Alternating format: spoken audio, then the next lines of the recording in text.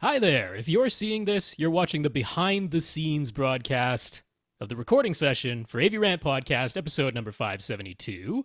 And because it's behind the scenes, sometimes it's a little less than totally pristine. We don't have the image. We're talking about images. You're not going to see them in this because it's behind the scenes. We put out a complete 2-hour video that's all edited together with the images and Tom and myself side by side, all that stuff. So if you're seeing this, it's because it's behind the scenes. All right, we're going to get underway. I'm going to switch over to Tom.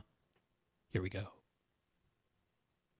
Welcome to another edition of AV Rant. I'm Tom Andry, and I'm here with Rob H. This is AV Rant. It's your home theater and AV questions answered. Happy New Year. It's the first episode of 2018. It certainly is, and Happy New Year to you. I spent all of the Christmas break that my wife took off sick. Yep. So she was really, really happy about that. Had all these plans of things that we were going to do as a family, and yeah, none of that happened. You did it just to spite her. Yeah. Oh, it was terrible too. I wasn't. I tried. Like, she's like, I want to go. I promise these people we're going to go climbing. So can you go climbing with us? I'm like, yeah. I'll just belay or whatever. But by the time I got back from that, I felt like 10 times worse than I did when I left. It's just what it is.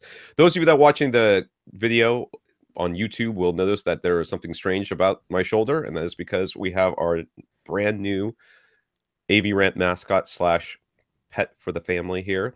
Her name is Daisy. She's a bearded dragon. She's about 6 months old, so she's just a baby. She's very small and very tiny and very cute. But she's also very sleepy because it's late at night. So she's just going to kind of hang out and probably sleep. And because of the whole split screen thing, you might not see Daisy throughout the entire show. As Tom leans to his left, Daisy will disappear into my image. That's right. That's how things are going to go. So we will see. Daisy's around for right now, but we'll see if we bring her back again. We'll see how she does. She tends to hang out with me quite a bit. So how was your thing? How was your Christmas, Rob? It was really, really nice. It was really good. I had family over. We have a whole, extended family. So we kind of split in two. So we had one group who was out in Richmond and another group who was over at my parents' place. But we FaceTimed throughout part of it so that we could all kind of spend dinner together there, and it was really nice. And niece and nephew really enjoyed their Christmas gifts. So all around, a very nice time. Well, AV Rant got some special gift delivery for Christmas from one of our listeners, James. James sent us a couple of things. One of them, I'm going to try to do this without knocking Daisy off my shoulder. One of the things he sent us was, I think this is just for Rob, was this. Is this too big? Hold on. Can you see it? Can you see I the can whole see thing? it. Yes. Can you see it if I do that? Okay, your AV and home theater questions answered. Tom, Andry, Rob H, Austin with an E. Very nice. Mm-hmm. It's a little bit like Anne with an E, that TV show. So this is a very thick, very plush mouse pad. For those of you that are seeing this, it says right here in the corner, each only $2.95. Okay, so James has a company where they basically print logos on a whole range of different products. So he sent us a box that had about, I don't know, maybe 25, 30, 50, really? I don't know. It's a whole bunch of these things, and then right next to it was this little, I'm trying to do this without knocking poor little Daisy off my shoulder. All right, iSound speaker, which we had talked about a million years ago, and it's got our AV Rant logo. So I got about 6 of those, I think. Oh, okay. That we will somehow figure out how I can send to people as for winners. But there was another stack right after that of this. Okay. Loudspeaker decoupling riser. Yeah, okay. It looks very similar. Like if you only saw them from the edge or from the back, you might think it's a mouse pad. It's not. Okay, so it's very for those special of you that aren't device. watching this right now, and because Rob's doing a terrible job of bringing this is well, I can't see it. It's exactly the same thing. It is the AV Rant mouse pad, except in the bottom corner it says loudspeaker decoupling riser, and each only $199.95. Yes, yeah. So, and it says in very small print here next to our logo. Increases stereo imaging, dramatically warmer sound, increases tonal range, decreases harmonic distortion, removes bloat in the mid-bass frequencies, increases depth and detail, brings vocals more forward for less fatigue, reduces harshness in upper range, adds punch to the mid-bass, overall better response signature, 2018 stereophile product of the year. Now that last one We could maybe get in trouble for that. No kidding.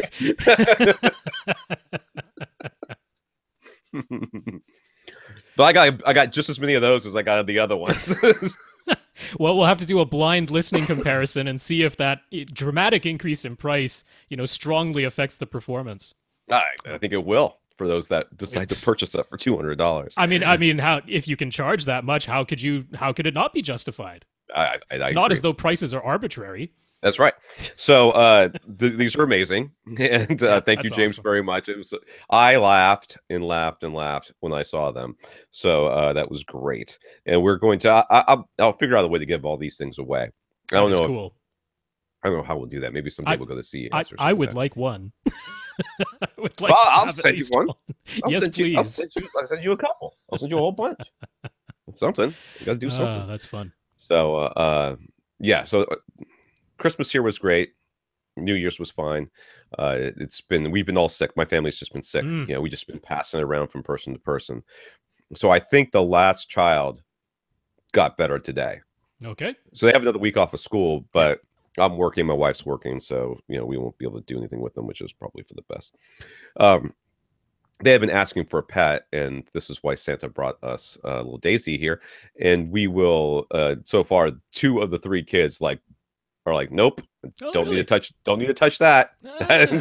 Not interested. And the other one, I told him, because he was one of the ones that pushing so hard for a dog. Like, well, if you want a dog and you won't even interact with Daisy, then why would we think about giving you a dog? Plus, it's like Arctic winter for Florida here. It's like 50 degrees outside right now. Everybody's losing their minds. Like nobody wants to go outside for any reason whatsoever. I'm like, somebody would have to be walking this dog right now if we had gotten a dog. So. Now, is Daisy named after any? Is that Daisy after Agents of S.H.I.E.L.D., Daisy after Daisy Ridley or something? No. We went through a lot of different names. I wanted to name her Molly, but we have a friend named Molly, and my wife didn't like that. And then Lizardette was bandied about. Now I shot that one down. Yeah. Lizzie, Izzy, all those I shot down. I'm like, we cannot be that lazy. So my wife wanted something that ended with a Y or an E, hard E. She wanted a girly name because if she's the only girl in the house, she wanted another girl in the house. So she didn't want it to be something that wasn't girly. So somehow Daisy got accidentally said, and then it sort of everybody liked it. So that's how it usually goes. And we went with that. Right. Yeah. So this is AV Rant, the podcast that doesn't just talk about Christmas and my lizard. It talks about your home theater and AV questions. We answer them. To get them answered, all you have to do is ask. You ask by emailing us at question@avrant.com. You go to www.avrant.com. Leave us a comment there. Facebook.com/AVRant podcast. YouTube.com/C/AVRant. I think that's right. Right? Mm-hmm. That's correct. You can contact us directly. You can email Rob at avrant.com. His Twitter is at FirstReflect. I'm Tom at avrant.com. My Twitter is at avrant_Tom. I've got a cough drop in my mouth, so I am dealing with that as it's flying around as I'm trying to talk very quickly. We also have our producer, Austin. Austin answers our AVRant question line, the question at avrant.com. He has his Twitter is at Austin, TEN Pond. Which is what the joke was about on the mouse pad down there. And he has his own podcast, the We Watch Movies podcast solely about people's reactions to movies. It's not about movies. It's about watching people react to the movies. Mm-hmm. So right now they scour the comment sections and then review those comments. Especially about things like The Last Jedi, where people are all upset because of... It's not like the YouTube React videos where people record their own face. No. Written down comment reactions. Yes, they read the comments out loud, and then they react to them. And then that's the... We Watch Movies podcast. We Watch Movies. I did see The Last Jedi, though. You did? I did. I saw it on Christmas Day with the kids. I was getting progressively sicker as the movie went on, but I did see it, and it was... I'll need to see it a second time before we get on to Austin's podcast and give our thoughts. Yes. I'm not going to see it a second time. I'm going to have to go with just my one because I think I get the money for that. But before we get into this, let's thank our listeners of the week. It's become a listener of the week. You have to support this podcast in some way. So first, we want to thank Steve, Mike, Andrew, Lance, and I'm going to say Uri. Yuri. I'm gonna say Yuri because Okay. it's dude's from Russia, so that looks like a Yuri to me. It can't be Lurie because Could I think be. it's We I don't don't know. know. We don't know, but they went to www.avrant.com, clicked on the buy us a cup of coffee link, and left us a PayPal donation. Those donations go into our coffers to help pay for our hosting fees and other such things. Probably the shipping of what these when I start sending these things out to people, that shipping will come from there. So we want to thank Steve, Mike, Andrew, Lance, and Yuri for their donations. Yeah, Steve, Mike, Andrew, Lance, Yuri. We think it's Yuri. We apologize if we're pronouncing that wrong, but thank you so much for those donations. Really appreciate it. We also want to thank our patrons. If you go to patreon.com/AVRant podcast, I believe. We have now 48 patrons, and those people have allowed Patreon to deduct monthly a sum of money from them and give most of it to us. So those out of those 48 that are over there, we know that Grant, Benjamin, Ted, and Christian are among them. So thank you to all of our patrons, especially Grant, Benjamin, Ted, and Christian. Yeah, Grant, Benjamin, Ted, Christian, thanks so much for signing up, and thank you so much to all the other Patreon patrons. That's it's really cool to see. Really happy to see that that folks are supporting the podcast that way. So very cool. Thanks. Yes. And if you can't support the podcast financially, it's always just think of some way to support us and let us know. Obviously James supported us with all of this great semi-gag gifty stuff, which I love.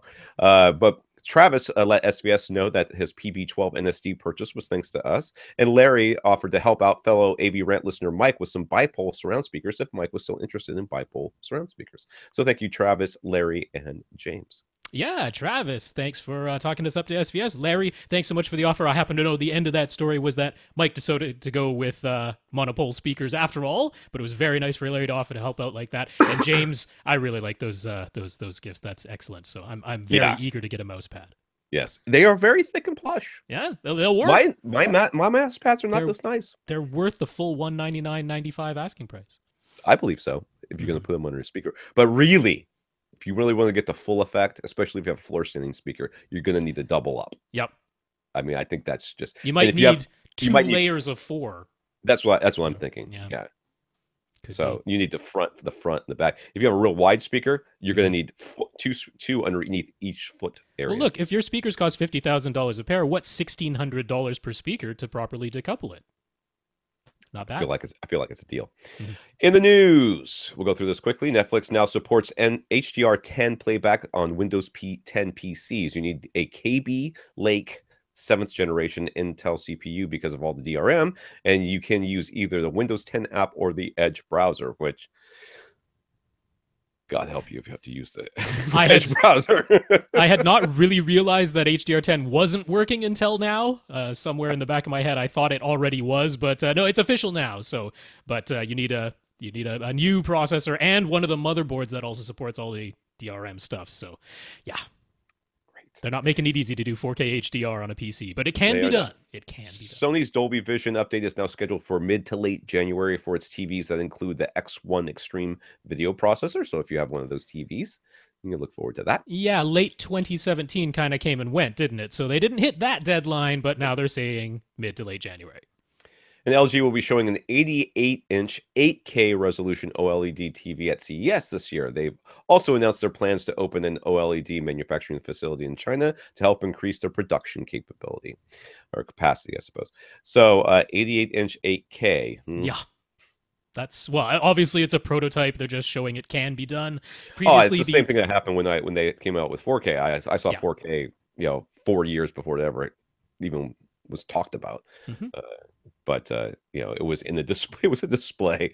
I swear, my memory of this is kind of hazy, but it felt like I was being walked through like a little like partitions, and they had it on the partition, so you were already standing like 2 feet away from the thing, which was pretty impressive, really, because that's the way you should see 4K on this. Yeah, I'm on like a 50-inch display, which is what this thing was. So. All right, comments from our listeners. Greg wanted to thank us for all our suggestions for his basement rebuild after he discovered a leak behind the bulkhead at the front of his theater room. He'll be checking on his furnace and air conditioner specs to see if they have the capacity to allow him to add another air register for his theater. The ducting is already in a convenient location, so he's hoping they're up for the task. Benjamin wanted to thank Raid5 from our AVRant.com comments section, who suggested using Zone 2 in addition to one of the main Zone's stereo inputs on Benjamin's Onkyo receiver to allow it to act as a 4-channel amp. Rather than only a 2-channel amp, Benjamin says it's working wonderfully, and he's rocking his 7.2.4 setup with the Onkyo, now powering his front, left, center, and right just the way he wanted. Yeah, very cool. And Matt on Twitter, I guess this is going to be a picture for those of you who are watching the full video on YouTube at a later date.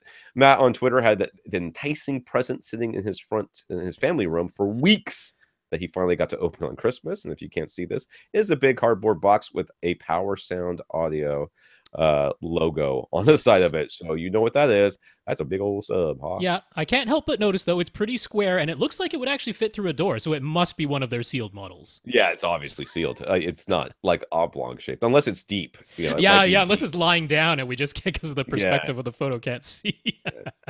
It's probably one of the sealed ones. TL.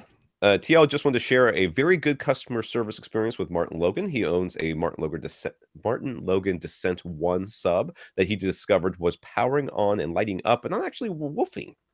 He got a quick response when he emailed, and after trying some troubleshooting, they sent him a replacement circuit board rather than making him ship the 100-pound subwoofer to them for repair. It took about a half an hour to replace the board himself, and that did the trick. No charge for any of it, even though he was out of warranty, so he can't ask for more than that. So that's pretty awesome. Yeah, very cool. George, unfortunately, was on the other end of the spectrum. George bought I'm not going to say it, Audio Magni 3 headphone amplifier. He knows that I hate their brand name because it makes me curse on the podcast. So I'm trying not to do that. Now, George dislikes them altogether. They were apparently out of stock of the regular power supplies, so they upgraded him to a multi-outlet unit that is 3 times the size of the Magni itself. He was disgusted by its appearance and had no space for it, but they wouldn't exchange it for a regular power supply as it was an upgrade. He chose to return the whole order, but he had to pay for the shipping fees both ways, and they charged him a 25% restocking fee. On top of all of that, he gave it a try before returning it, and he was picking up radio interference, so that was that. Man, oh man. Yeah. That, for the amount of bad press you can get, it's really not even worth it. You just make it right. If you just make it right, the worst case is that people say thank you or whatever, and that's it. You never hear it. No one ever hears about it. But the worst case is that you don't make it right, and they bad talk you forever. For literally ever. Like every chance this guy gets to post online, somebody says, "Oh, I'm going to order this." Well, just make sure that they don't upgrade you, because they upgrade you, they screw you. Screw you, and the products suck. It's really too bad, because I liked being able to recommend their headphone amplifiers. But hey, now that Monoprice has their headphone amplifiers, there's your alternative. So yeah. All right, let's get into the questions here. We're going to start with Jason.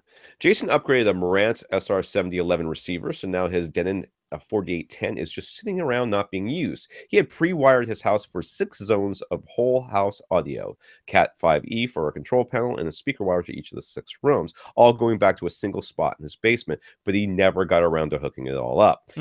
The Denon 4810 can power 3 zones by reassigning its amps. So is it crazy to consider plugging in 3 Chromecasts into the 4810 and using it to power 3 of his 6 available zones? With the Chromecast, you'd be able to stream music from laptops, tablets, phones, all that, right? Yeah. I don't see any problem with this. In fact, if you can double up some of those zones, you might have 3 zones, but the rooms would be connected together. I mean, it's better than what you got now. For anywhere where you would always want to have them both playing at the same time. Any 2 rooms, you certainly could. The kitchen and the living room both. I mean, it seems like they would be both together. Maybe whatever. But. Yeah, I'm not seeing any reason. I mean, this would certainly function. It's got. I think that one actually has 9 amps built in, if I'm remembering correctly. It's got at least 7 anyway. So you can certainly power. You usually have at least 3 zones too at that level. Yeah, so it's got 3 zones, and I looked on the back, and you can definitely reassign the surround back and I think it was labeled like front height because it's a Dolby Pro Logic 2Z going back then. So, but you could definitely reassign those 2, so that way you could have a main zone with your front, left, right, and then powered zone 2 and powered zone 3, stereo in each of those 3 zones. So yeah, that'll certainly function. Excuse me. I am going to be coughing throughout this podcast. I apologize. I can do nothing about it.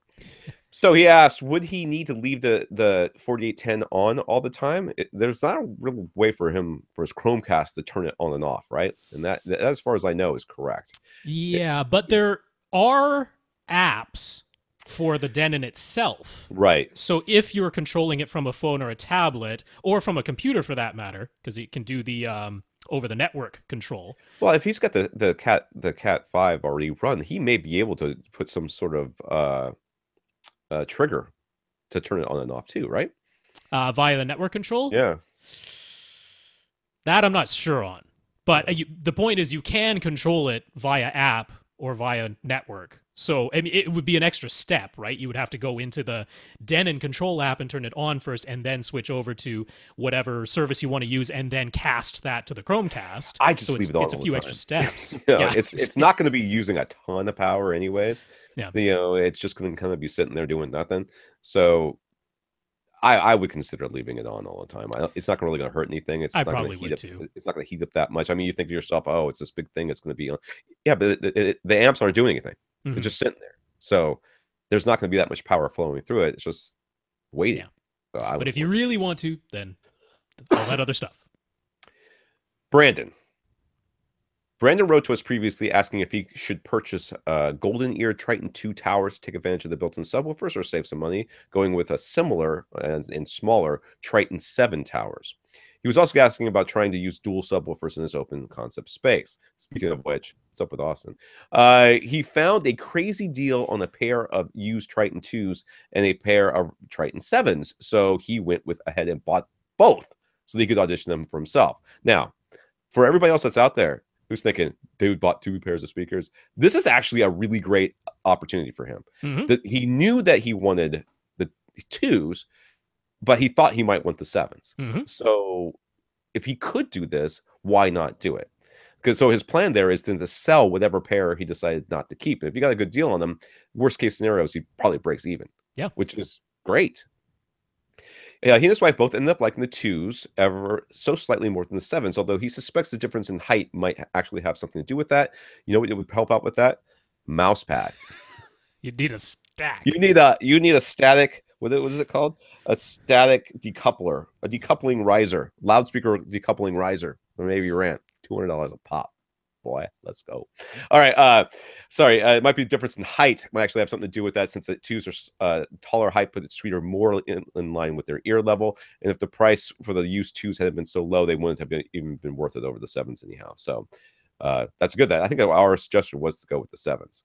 Yeah, so, and I mean, if like he's basically saying he agrees if you were paying full retail price, it would have been like, okay, we like the 2s a little bit more, but not enough to justify the full retail price. But since he got such a good deal, why not to go with the ones you like, even if it's only a little bit better? Why not if it's affordable? Absolutely. So we also tried our suggestion to experiment with the PB12 NSD and Martin Logan subs that he already owns, just to see if dual subs would be worth it in his space and what sort of placement might work best in his open concept room. The 2 subs on either end of his couch worked really well, so he bought an SB12 NSD on sale from SVS. His wife did not want the big PB12 NSD out in the room, though, so went back into the front left corner. He tried putting the SB12 NSD behind the couch, diagonally across from the PB12 NSD, but that resulted in a huge peak in one seat and a huge null in the seat right next to it.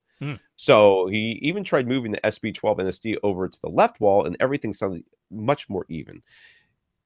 He couldn't believe the difference. So when we talk about dual subwoofer placement in oddly shaped room being tricky, he really gets it now. But thankfully, he thinks his new bass sounds amazing. That is not a question. This is all statements. So yay, good. Yes, I'm glad.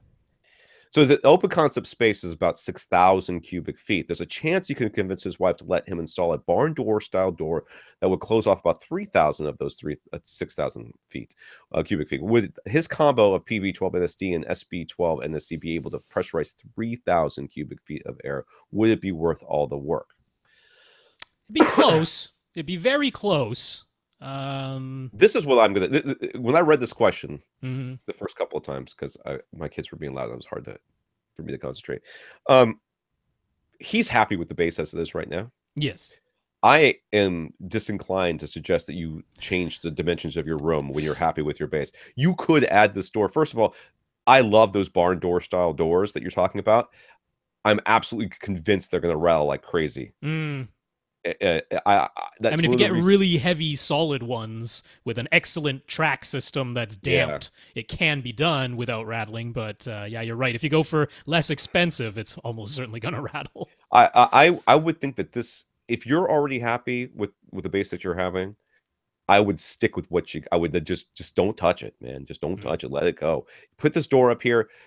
First of all, the PB12 NSDs I feel are pretty close, but the SB12 I don't see how that's going to fill up 3,000 cubic feet. Yeah. Uh, Yeah, it'd be close. It'd be close. Certainly closer than the full 6,000 cubic feet. but you're taking in the placement that you're happy with right now. Yeah. Oh, yeah, you'd have to redo all that. You got to redo all that. You'll have to redo all of that, which means you may not be able to find a good placement in the setup as with the door on it. So you're really taking a big risk, I think. And if you're already happy with what you've got, I would just stick with it.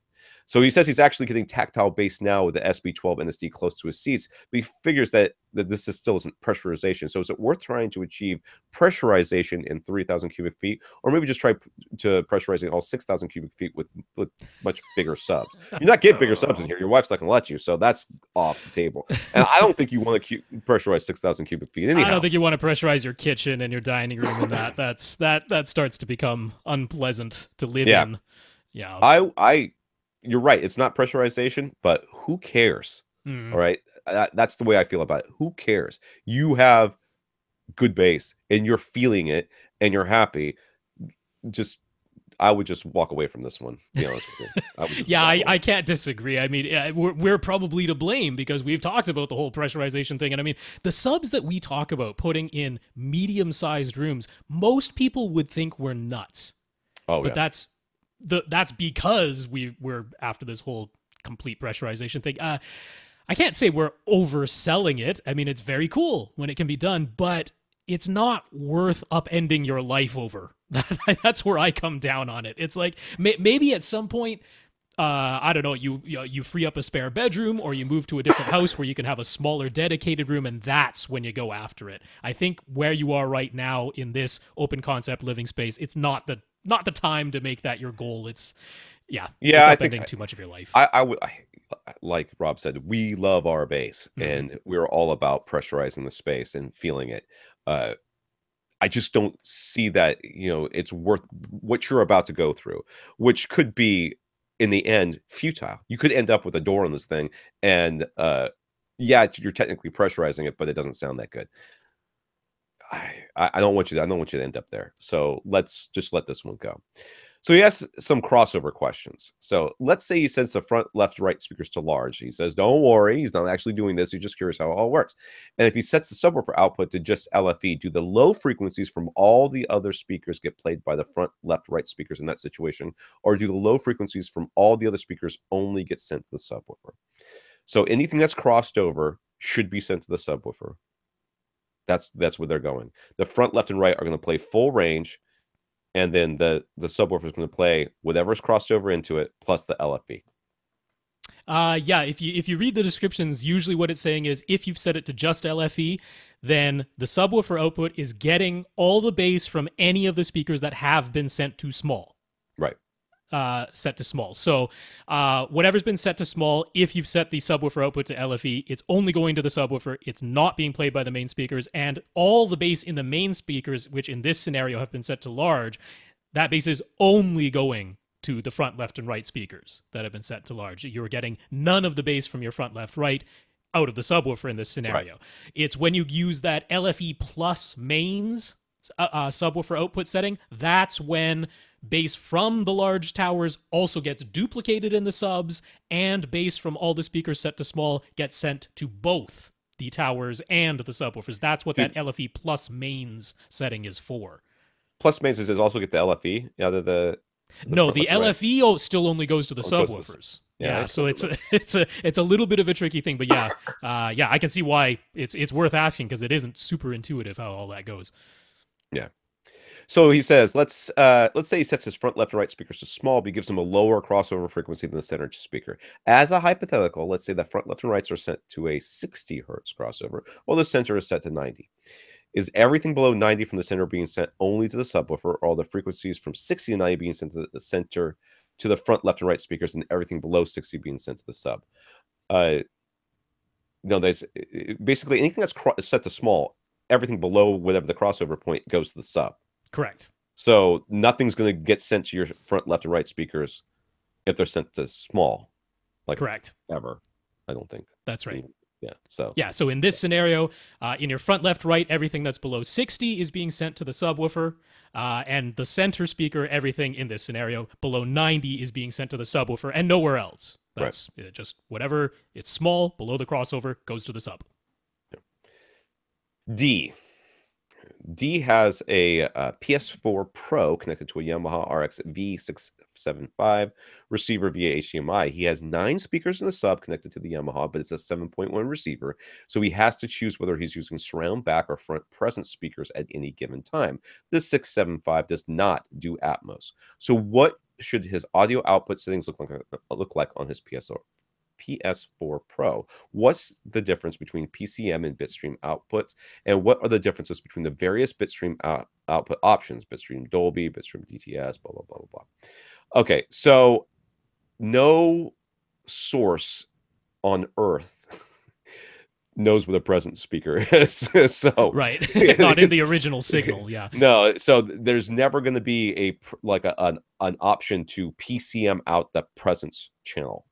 So no matter what happens in when your stuff hits a Yamaha, it has to extrapolate the presence channel when it gets that information. So he can do 9 speakers or 7 speakers. He can do 7 speakers. He can do 7 speakers actually playing at a time. He can physically connect 9 to the back of the receiver, but 7 of them can be in use. I would bitstream it out and let your receiver deal with it, because especially if you're going to be changing configurations on the fly from time to time, then I would be, bitstreaming it if I could. Well, so the PS4 and the PS4 Pro are actually kind of limited in what they can do audio-wise.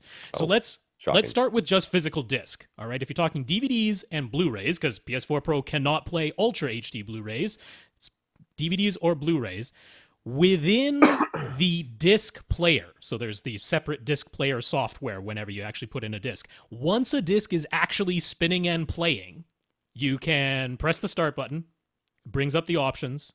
You can go over to the settings that are within the physical disc player only, and there you can choose Bitstream Direct audio output. So from a physical disc, you can get your Dolby True HD, DTS HD master audio. In his case, that's as far as it would go because his receiver doesn't support Atmos or DTS-X. So you can get Dolby True HD or DTS HD master audio from physical discs. But from everything else, from the games, from all the streaming services, everything else, you don't have the option to output the original bitstream. It's not an option in the PS4 or the PS4 Pro. The PS4 or PS4 Pro will always decode all other audio besides physical discs into PCM. Now, after it's done that, you have the option to tell it to re-encode it into vanilla Dolby Digital and output a Dolby Digital bitstream, or re-encode it into vanilla DTS and output a DTS bitstream. That's what the 2 bitstream options are, Bitstream Dolby and Bitstream DTS. That is the PS4 decoding the audio into PCM and then re-encoding it into either vanilla Dolby Digital or vanilla DTS. There is no option to get a Dolby Digital Plus bitstream, a Dolby True HD bitstream, a DTS HD bitstream. You can't get those out of anything other than a physical disc. So the actual highest quality audio you can get is the PCM output, the linear PCM setting, because that's it decoding whatever was coming in from the streaming service or the game, and it's just decoding it into PCM, which is lossless. You haven't lost any quality at that point. Once it re-encodes it into Dolby Digital or DTS, that is another lossy process on top of whatever was in the original signal. So your highest quality is linear PCM. And then for physical discs, it's what's actually will it extrapolate that presence channel from a 5 point? If it's getting 5.1 PCM in, it will be able to create a presence channel from that? Let me think here. Okay, so it's decoded into PCM, whatever that is. That gets sent into your Yamaha, and then if you set the Yamaha to the listening mode that includes present speakers, then it'll be able to upmix it to that. Okay. Well, then I guess that's your best bet right there. Yep. So, I mean, could he set everything to PCM? He could. He could set everything to PCM.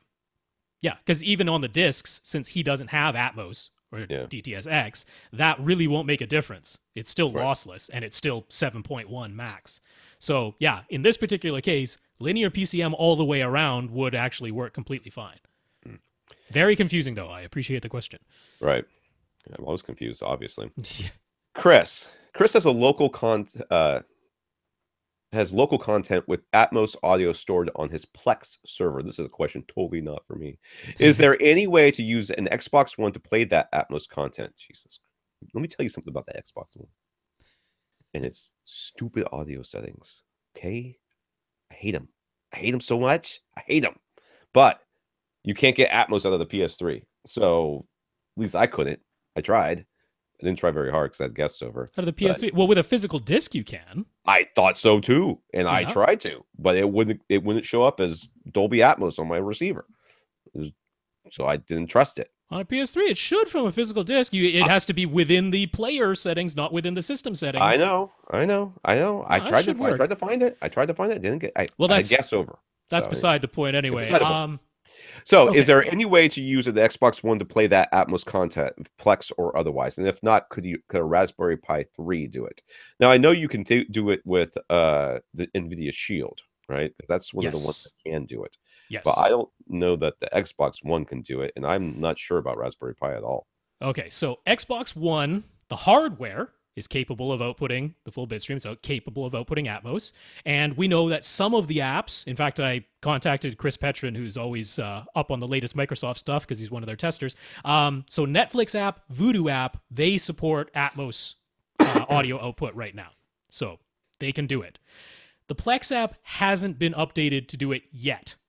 So that's actually the stumbling block. Now, that's just on Plex to eventually update their Xbox One app because there is no technical reason why it can't be done. It just needs to be done. Somebody has to update the software, the Plex software. So right this second as we're recording this, no, but it's very possible in the future because the Plex guys are on top of this type of stuff and they update things pretty regularly. So it just depends on how far down the list of priorities the Xbox One app is. Could you do it with a Raspberry Pi 3? Yes. The Raspberry Pi 3 can run the embedded platforms version of Plex Media Player. And that is what you would need to use. It has to be Plex Media Player and Raspberry Pi 3 that runs the embedded platforms version. And it can output the full bit stream. So that could do it. As Tom mentioned, the NVIDIA Shield could also do it. And we do now have Kodi just coming out on the Xbox One, but they're calling it like alpha. So it's very not polished at this point. So similar situation to Plex. I don't actually know. I haven't tried using the alpha version of Kodi on my Xbox One. I'm not quite willing to risk that. I was gonna say that sounds awful. The alpha versions are always so buggy. I mean, like crazy buggy too. Like but possessed by the devil. If and when that starts working, that could be another potential way for you to do this because Kodi can do it and the Xbox One hardware is capable of it. So yeah. Greg is looking to buy a new pre-pro and amp. He wants a 7.2.4 Atmos DTS-X setup. The system will be primarily for movies, not a lot of music. And the speakers are all Klipsch reference Premiere series with a. I'm sorry, that just totally. That was like a roadblock. That was like a huge, speed bump in the middle of that sentence, and I hit that Klipsch. I went, what? And a Klipsch reference Premiere series with a pair of 15-inch Klipsch subs. He's considering the Yamaha CX-A 5100 with their MX-A 5000 11-channel amp or the Emotiva XMC1 with their XPA 11 Gen 3 amp. However, he's open to other suggestions. What do we recommend? How far away are you sitting from these speakers? Because these are Klipsch. I mean, but okay. I'm going to disregard that there's no situation I can envision where you actually need external amplification for Klipsch speakers, and just go with the fact that you want it, and that's why we're getting it. Okay. That being said, there's the two choices you've given us. I like the Yamaha better, to be honest with you. Well, I mean, the XMC1, for all the promises Emotiva has made for at least a year and a half, I think going on 2 years, pretty close now, that the XMC1 will be able to go all the way to 7.2.4 Atmos. It can't. It still can't at this point. Yeah. So I wouldn't go for that because Lord knows if that's ever actually going to happen. But there's there's lots of receivers. I know you don't want to Yes. hear that, but you can get like an X4300, the same thing I have, if you can still find it for like, I don't know, would they go for $500-$700, something like Well, that? right now over at Accessories for Less, they're back up to $900. Oh wow, But all the way up to $900. I bet that's a heck of a lot cheaper than it, that Yamaha. but But you there is could use it as a pre. You can use it as a pre. You do not have to use the amps in there, though. You yeah, told me. there's the Marantz SR 6011, which would be the sister model to the X4300 from Denon. That's at $750 from Accessories for Less right now. So that's pretty darn affordable. Yeah, and then the amplifiers. I mean, literally, they're clips. You could power them with almost anything. So there's whatever's the cheapest one is the one I would go with. There's you seem to be pairing the amp with the processor as if that somehow makes a difference. Believe me, the signal is by the time when it leaves the amplifier with the I'm sorry the preamplifier the processor, it's coming out analog. Mm-hmm. The amplifier doesn't care No. what model brand turned the digital signal into an analog signal. Yeah, the brands need not match. That's by no means a requirement. So there's so the XPA 11 Gen 3 amp is great. You got the Monolith series if you really want to have a lot of power that you don't need. There's ATI that's out there, right? I'm sure that Outlaw still makes amps, right? Or Outlaw's still out there. Yep. Yeah, There's other less expensive. You don't need this. I mean, I would strongly recommend you get an AV receiver. Yes. I would use 6 of the AV receiver's amplifiers to power your 4 overhead and your surround back speakers. Sure. And I would go ahead and pick up a 5-channel external amp. Because I mean, honestly, that isn't even necessary. No, but given what Greg wants, I'm like, you get a 5-channel external amp, powers your left, center, right, and your 2 surround speakers. You let the other 6 speakers be powered by the AV receiver. That's the value choice, in my opinion. And I mean, Emotiva's less expensive 5-channel amps would be a great choice here. Get a 3-channel amp, but just do the front 3. 3-channel amp would also be great. I mean, there's literally no reason to have all this, but that's what I would recommend. I would recommend getting the SR 6011 or whatever's the cheaper model that can do 7.2.4. I mean, you could go all the way up to Denon's X6300 or X6400 for far less than this. That actually has 11 amplifiers built into that one receiver. You could stop there because you got clipped speakers, or you could still add a 3-channel or a 5-channel or a 7-channel if you want to. You can add whatever external amplification you want on top of that. If you're just like, I want a flagship product, because I understand that mentality. If you're just like, I want a flagship product, go ahead. I mean, you could go for a Marantz SR8012 with 11 amps built in, and that thing is a beast. So, I mean, if it's just that you want a flagship product, I'd get a flagship receiver. That's what I would do. I agree with that as well. And the one thing that's stumbling me is that he wants to buy a new pre-pro amplifier. Does that mean that he already has one and he wants to get a new one, or does that mean he's looking to get into it? Well, he's definitely getting new amps though as well, so that's a whole new system. I understand, but if he's currently has amps, do not buy more. It's what would be my suggestion. But you do as you wish, man. I mean, as long as you have 2, if you already own 2, that's actually all you need. Yes. Because if you went with an SR6011 or an SR6012, you need 2. Then you need 2 channels of external amplification to do 7.2.4 with those models. But that would be it. That is all that was required. That's what I've got. And it's all they're doing is powering my top middles. Top middles. They made me do it. It's the only ones they would let me do. So, Greg, we're suggesting you spend less money. That's our suggestion. Biv on Facebook. Biv asks, if you use AirPlay to send title from an iPhone to an AV receiver, is it still lossless? Yep. Yeah, the answer is yes. And I actually had to think about this, and I would have answered this question incorrectly. Rob got to it first. But the thing is that it's everything that gets sent to the air via AirPlay gets changed into 16-bit 44.1 kilohertz or whatever it is, right? That's right. So if you send something that's a higher bit rate, it's going to come down. If you send something that's a lower bit rate, it's going to get transposed up. That's what's going to happen. Okay. But title is already 16-bit 44.1 kilohertz. That's right. So therefore, it doesn't have to be changed at all. It's giving it what it wants and it's fine.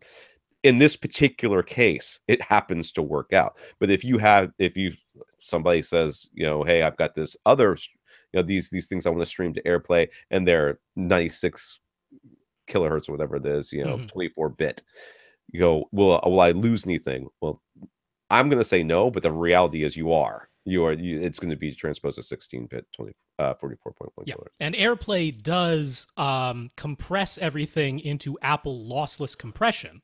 But right there in the name, that tells you it's Apple lossless compression. Right. So it's data compressed, but it isn't lossy compression. Yeah. So what goes in is exactly the same as what comes out on the other end. So Tidal is exactly CD quality. That's what they're sending. It's easy to get confused because you got the terms lossless, you got the terms high res, and sometimes people kind of mistakenly use those interchangeably. No, lossless just means it isn't a compression format where what goes in is not the same as what comes back out. Right. Yeah. David found a distributor, not a retailer or an installer, but the distributor who would supply those guys, who's willing to sell David some RBH in-ceiling speakers. So, don't tell anyone that David is an installer, because maybe David sort of suggested that he might be. He was quoted a price of $60 a pair for RBH A600 and $30 a pair for the matching backer boxes. The outdoor speaker depot in-ceiling speakers that we always mention are between $80 and $100 a pair. So are the outdoor speaker depot models actually better and worth more money? Dude, no, you got like the dealer price. Yes, you did. You got the wholesale price. You got a wholesale. Are you kidding me? It's like, hey, I found this car. I found this Lexus that the guy's going to sell it to me at a wholesale price. It's $5,000. But there's this Camry over here that's $10,000 on this different lot, a full retail price. Which does that mean the Camry's better? Like, no, dude. You just got a huge deal. That doesn't make it. What you're seeing, I hate to say it, pulling back the curtain a little bit, is how much markup are on these speakers. Yeah, dude, there's a lot. I think the retail price on the A600 is like the full MSRP. I think is $180 a pair, and you can usually find them for $160. And I've seen them around for like $120 a pair. So would it make you feel any better if the price tag on them said $120, and then you could go, oh, these are more expensive than the Outdoor Speaker Depot ones. Maybe they're a little bit better. Because that would be the actual comparison. The Outdoor Speaker Depot, they're giving you a pretty good price because there's essentially no middleman, but it's still not wholesale price. No, you're seeing the wholesale price in the RBH. You can get the RBH. Get the RBH. They're great. Jump on that. Yes. He asked, should he consider getting 8-inch in-ceiling speakers instead? So what are these, 6-inch? Those are 6.5. 6.5. I mean, you can.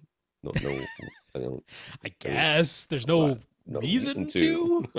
Really, not any reason to. None. These are Atmos speakers, right? Yeah. So I think 6.5 is fine, dude. I'd pretty much always get the 6.5ers. Yeah. Don't push your luck with this deal you got going on. Just say thank you, sir, and write your check.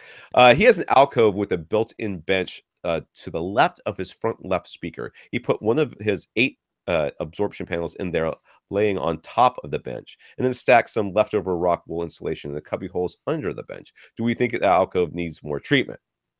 I think you need to put something so that I'm not looking at raw insulation. But, well, that could just be some fabric hanging. That's what I mean, it could literally just be hanging down. Yeah, that's right. You would have to do very little other than just hang some fabric off the thing. I mean, you could put another panel above the panel you currently have there. Do you need it? I don't know. What else is in your room? He was mostly thinking about so if you think about this alcove, it's got a wall that would, like, if you're standing on that wall, you'd be facing the actual front wall. So if you're looking at the YouTube video, you can see the images. So he's got kind of a bare surface there where it's certainly not within the direct path of the speaker. Right. But if sound is like going off to the left of the front left speaker, he's like wondering, is that kind of bouncing off of that, forward-facing surface? It wouldn't hurt to put a panel looks like there. There's a light switch there, though, right? It looks like there's a light switch there. I mean, it wouldn't hurt anything to put a panel there. Hey, you fill the whole thing up with insulation. You could. I mean, if you really wanted to, just put some fabric. Just put some fabric over it. Just the whole thing, floor to ceiling, one big bass trap. Like, what's behind that curtain? Don't open that curtain. I do want to say that's a very large screen. It looks like that thing's almost to the floor. It is. Well, I mean, it's to the molding. Yeah. I mean, that is about as low as you can get. That is a wall-sized screen he's got going on there. We're only seeing a hint of it, but that is a big screen. Got some shag carpet though, man. Look at that. It looks plush. I want to walk on that one bare feet. When it's not 40 degrees outside. He wants to build a riser for a second row. Do we have any good do we have a good resource with step-by-step instructions on and advice on how to build a riser? I know that Gene posted how he built his riser on Audioholics. He did, and I would do it with a modification. Because everything other than what he put on the very bottom, I more or less agree with. Yeah, I hated his riser. Yeah. I mean, I've talked about it a number of times on this podcast, and it's not that I hate the dude or I hate the theater, but the riser, he specifically built it to add to reverberate a little bit so that it can move. It would move, and it would add tactile sensation to anybody sitting on it. Yeah. And I loathed that. I found it very distracting during the movies. He loved it. And you know what? It ain't my riser. It's his, it's his riser. What are you doing, girl? It's his riser. So if he wants it, then that's great. And if that's what you want, then you should do what he did. Yeah. But if you want something a little bit more inert, you should do what Rob's about to tell you to do. Which is essentially the exact same thing, minus the rubber that's holding all of the vertical joists under the riser that Gene built. Because that's the only real big modification I make. Now, of course, depending on what height you want, and there's actually, if you come to avrant.com and look in our show notes, we'll have links to this Audioholics article that Gene wrote, and to a place at DIY Movie Rooms that helps you to calculate the height that you need based on how far apart your two rows of seats are, how low your screen is to the ground. And in your case, it's very low, so you might actually need a taller riser so that people in the back row are able to see the bottom of your screen, which is very close to the ground. So that calculator could help. So of course you'll have to modify like IMAX stadium seating. Kind of. You know what I mean? I mean, you're going to need like a 3-stepper. To get to the top of that thing. The people in the back row have a very slightly obstructed view from the heads of the people in front of it. That's really not the end of the world. But yeah, so the height you'll need to figure out. That will have to be modified from Gene's plans. But instead of putting, in Gene's case, he used the Oralex U-boats, which are essentially like rubber feet that you can put under the joist. Instead of doing that, I'm not sure what kind of subfloor he's got going on in this room. I don't know if this is laminate directly over concrete, which is sometimes done. I don't know if this is a wood subfloor. I want you to have a wood subfloor. So if that means removing the laminate where the riser is going to be, putting down that dimpled plastic, if this is a concrete foundation, put out the roll down dimpled plastic, and secure your plywood or OSB directly on top of that. It's really not a difficult project, but I want you to have a wood subfloor. If you already have one, great. Just remove the laminate, expose your wood subfloor. Then attach the joists to the wood subfloor. That's the modification I would make. And once they're secured to that wood subfloor, line the bays that are created with some plastic and fill those bays about halfway up with sand. I want an inert platform, the polar opposite of what Gene built, but everything about what Gene built works. You're just, instead of it floating, you're going to secure it to the floor and deaden it with sand. That's all. I'm glad I don't have to deal with that. I'll be honest with you. I am really glad I don't have to deal with that. I am. Jason's parents have a fairly large record collection. He's interested in borrowing some of them and listening to them on his surround sound system. His parents just use a pair of tower speakers, but Jason's setup uses M&K speakers plus dual subwoofers. He's concerned that if he uses the bass management of his surround sound receiver, that will mean his record player's output is being digitized, and he's worried that this will compromise the signal.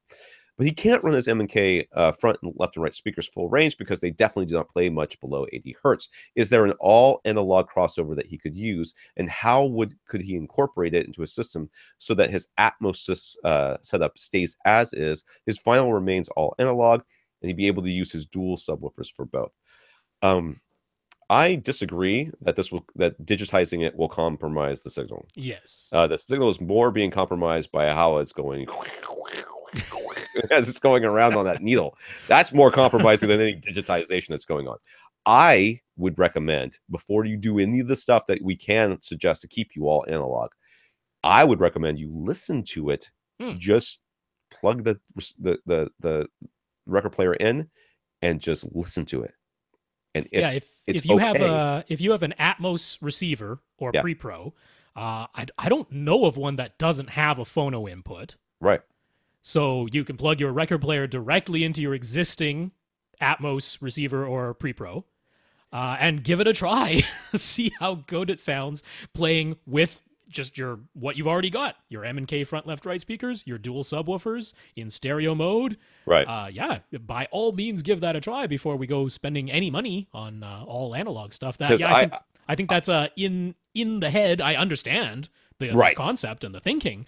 And this may be a lot about this may be information coming from his parents as well. Sure. Hey, we run it this way because it keeps it all analog, keeps it all pure. None of this digitalization, which causes it to sound bright or harsh or something. Now, first of all, it's gonna sound different than your parent system. Yeah, no matter speakers, what, different room.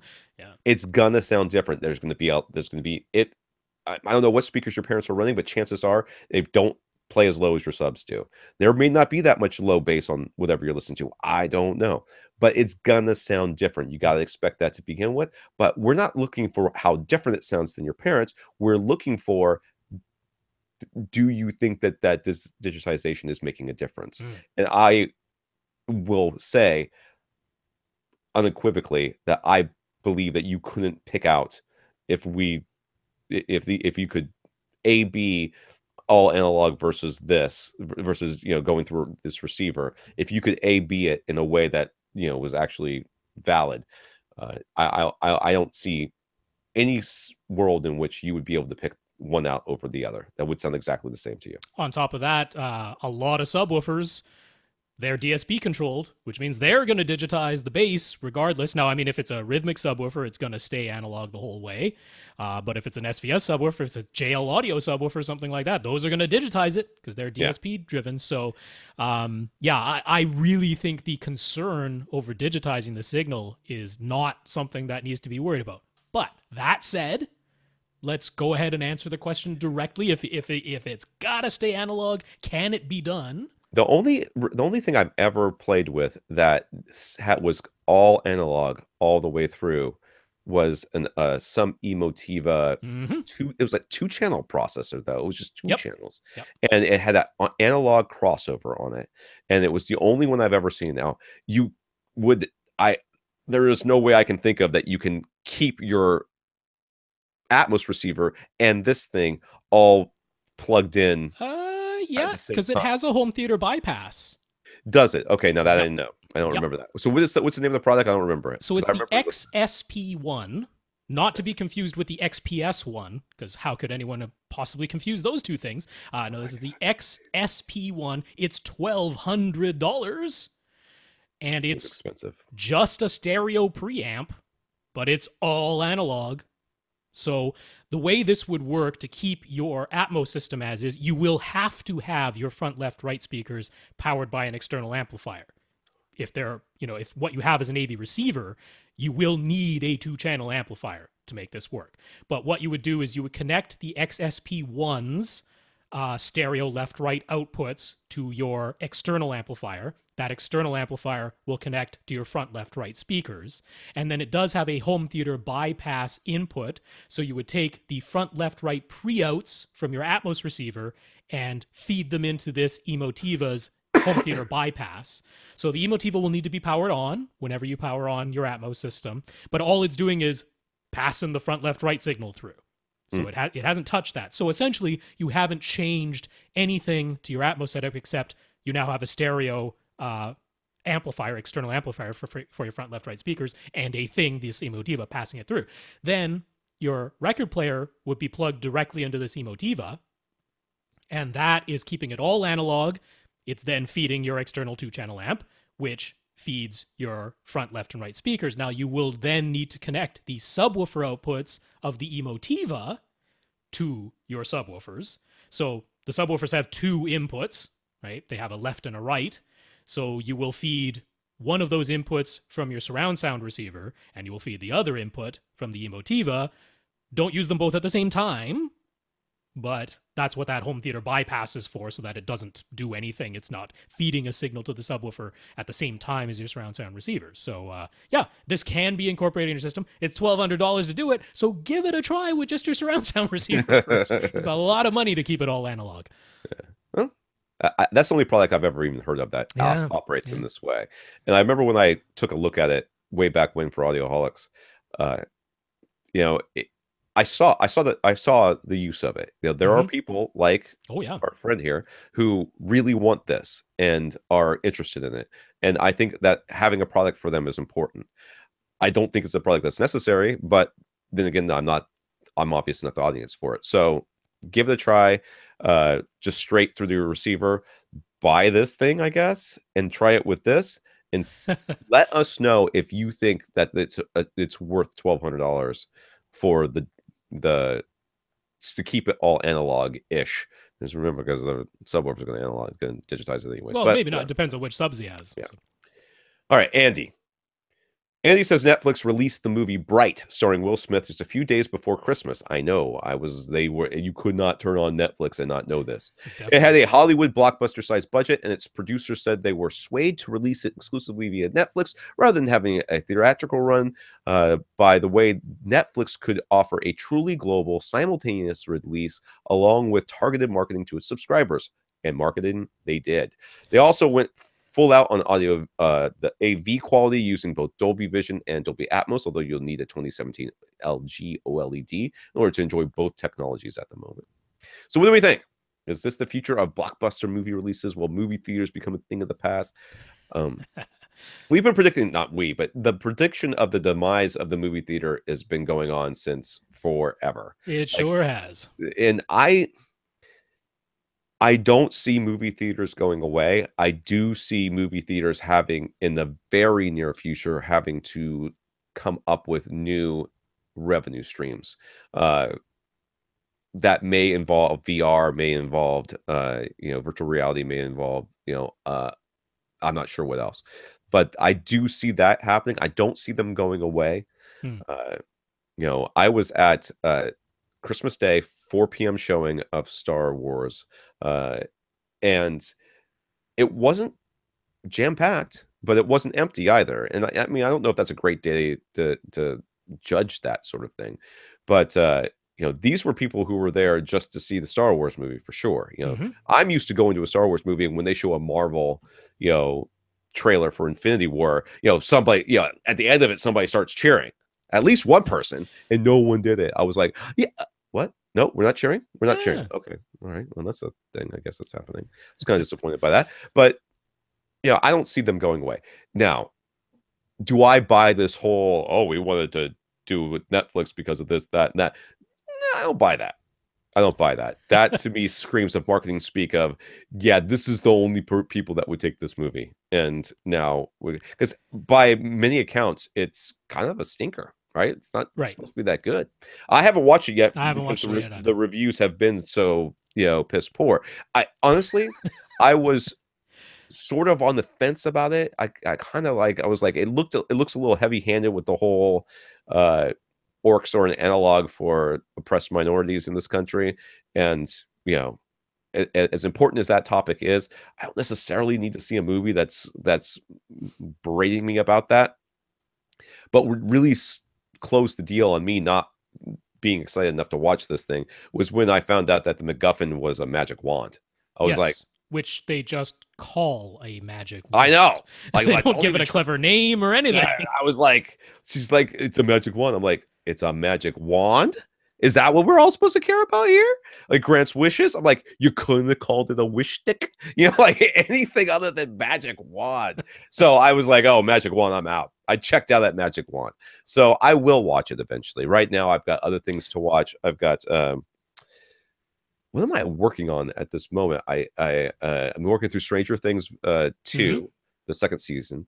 With my son, I've been watching a lot of that. When we were sick, we were both sick. We watched it straight, like marathons of Stranger Things. I still haven't finished The Punisher. The Magicians just came out with the season 2. I'd like to see. The Arrowverse and I have parted ways. I just can't keep up. Yeah, that's a lot. That's a lot of shows. Too many shows, and they cross over, and I'm confused, and I don't want to. And then Heroes of Tomorrow, Legends of Tomorrow was kind of garbage, and I don't want to have to watch that in order to keep up with everything else. So, and then I just watched Legion on Hulu, which I thought was great. I really liked Legion. I don't know if you've seen that, but that was Yeah, great. that's was that the FX version of Legion, the X-Men spin-off Yeah, Legion? yeah, Okay, yeah. yes. Legion, yeah, the X-Men one. Yes. So I'm Oh very. yeah, that was great. Yeah. I thought it was really the first episode in particular is just like so good, and then you could tell they're like, we are totally out of money. We're So out of money. Yes, there was let's some budget constraints. let's use. Remember that really great scene we had in the first one? Let's flash back to that a Yeah. whole bunch. Same as The Gifted. It's that's a lot of hanging out in that house through the middle of the season. Yeah, I haven't gotten too far on that. I got the Runaways I gave up on, and there's just other things. So I am going to watch it. Do I think this is the future of blockbusters? Not yet. Not yet. I don't think we're there yet. You remember when DVD blew up? Like, there was a time when it was a real legitimate thought that DVD was going to replace the movie theater. Because, we look at it now and it's like, physical media in general is just completely on a downtrend. But there was a time when DVD sales eclipsed what was made at the box office. It was more than 50% of the revenue. And it was really a genuine thought that this is the end of the movie theater. It's all just going to be shiny discs. And some movies were released straight to DVD. And they just disappeared. Yeah. For whatever reason, like there were movies that did poorly in the theaters. And then when they were released on DVD, they sold like hotcakes. Because people remembered they were in the theater and thought, oh, yeah, I'll just wait for it to come out on DVD. But something about never being in a theater, still, whatever that psychological barrier is, will that ever go away? I'm not sure. But Netflix, I don't think is it's more popular right now than DVDs, but I don't think it's more popular than DVDs were at the height of DVD. That was a total paradigm shift when that happened. So if that didn't kill theaters, I don't think Netflix will. No, I don't think so either. I mean, I do see that there can be in the future, something that takes the place of that large screen. But it's almost a self-fulfilling prophecy too. When you're releasing a movie, there's a huge marketing push that happens up until the day that thing is released. Right now, afterwards, you might not see much about it unless it's doing really well, and they're like, okay, let's throw some more money at it because everybody's watching this thing and everybody's loving it, and let's see if we can get some of these people who are waiting for it to come out in DVD or Blu-ray or Ultra HD Blu-ray, whatever it was these days, to get them into the theaters too. Because it works. That works. I mean, if I hear about a movie that's coming out that I'm interested in, I'm like, yeah, I'll wait till it hits Netflix. And then it comes out and everybody's like, this is the most amazing movie I've ever seen. And I hear everybody saying that. I'm like, okay, I'm going to go see it. I'll go see it. I'll go see it. I mean, I really want Thor Ragnarok. I really wanted to see that in the theater and didn't quite get to it. Yeah, didn't quite get to it. The Star Wars thing is just a holiday stuff for us. The Santa always gives us tickets to go see a new Star Wars movie, which has been great. I mean, the kids love it.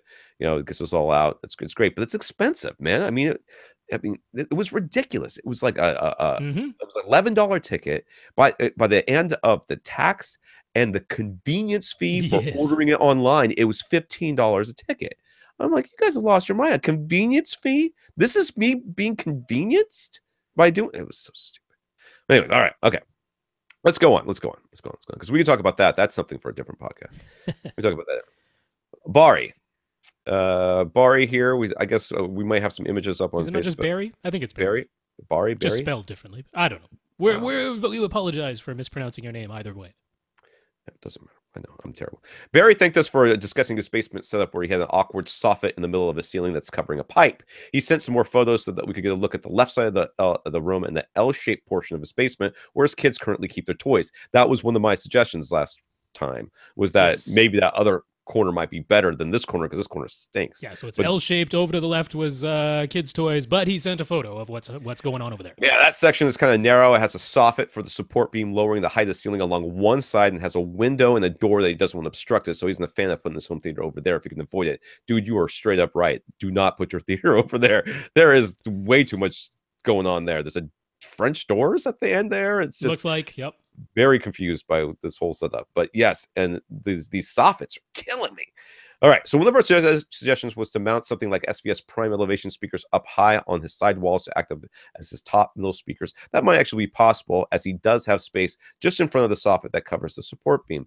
On his right side, there's open wall space. On his left side, there's space above the door. However, his left surround speaker is already in a compromised location. So what if he made the position above the door and higher up on the right wall into his surround position using something like a focal bird speaker? Would it be better to do that while putting his top middle speakers in the bottom of the support beam soffit, or would it be better to leave his surround speakers where they are and put the top middle speakers in those elevated sidewall? If you are confused, it's because I have no idea what I'm reading here. I am very confused by what I'm reading here. Let's just focus on his surround left speaker. Is that the one that's next to the couch here that I'm looking at? Is that the one?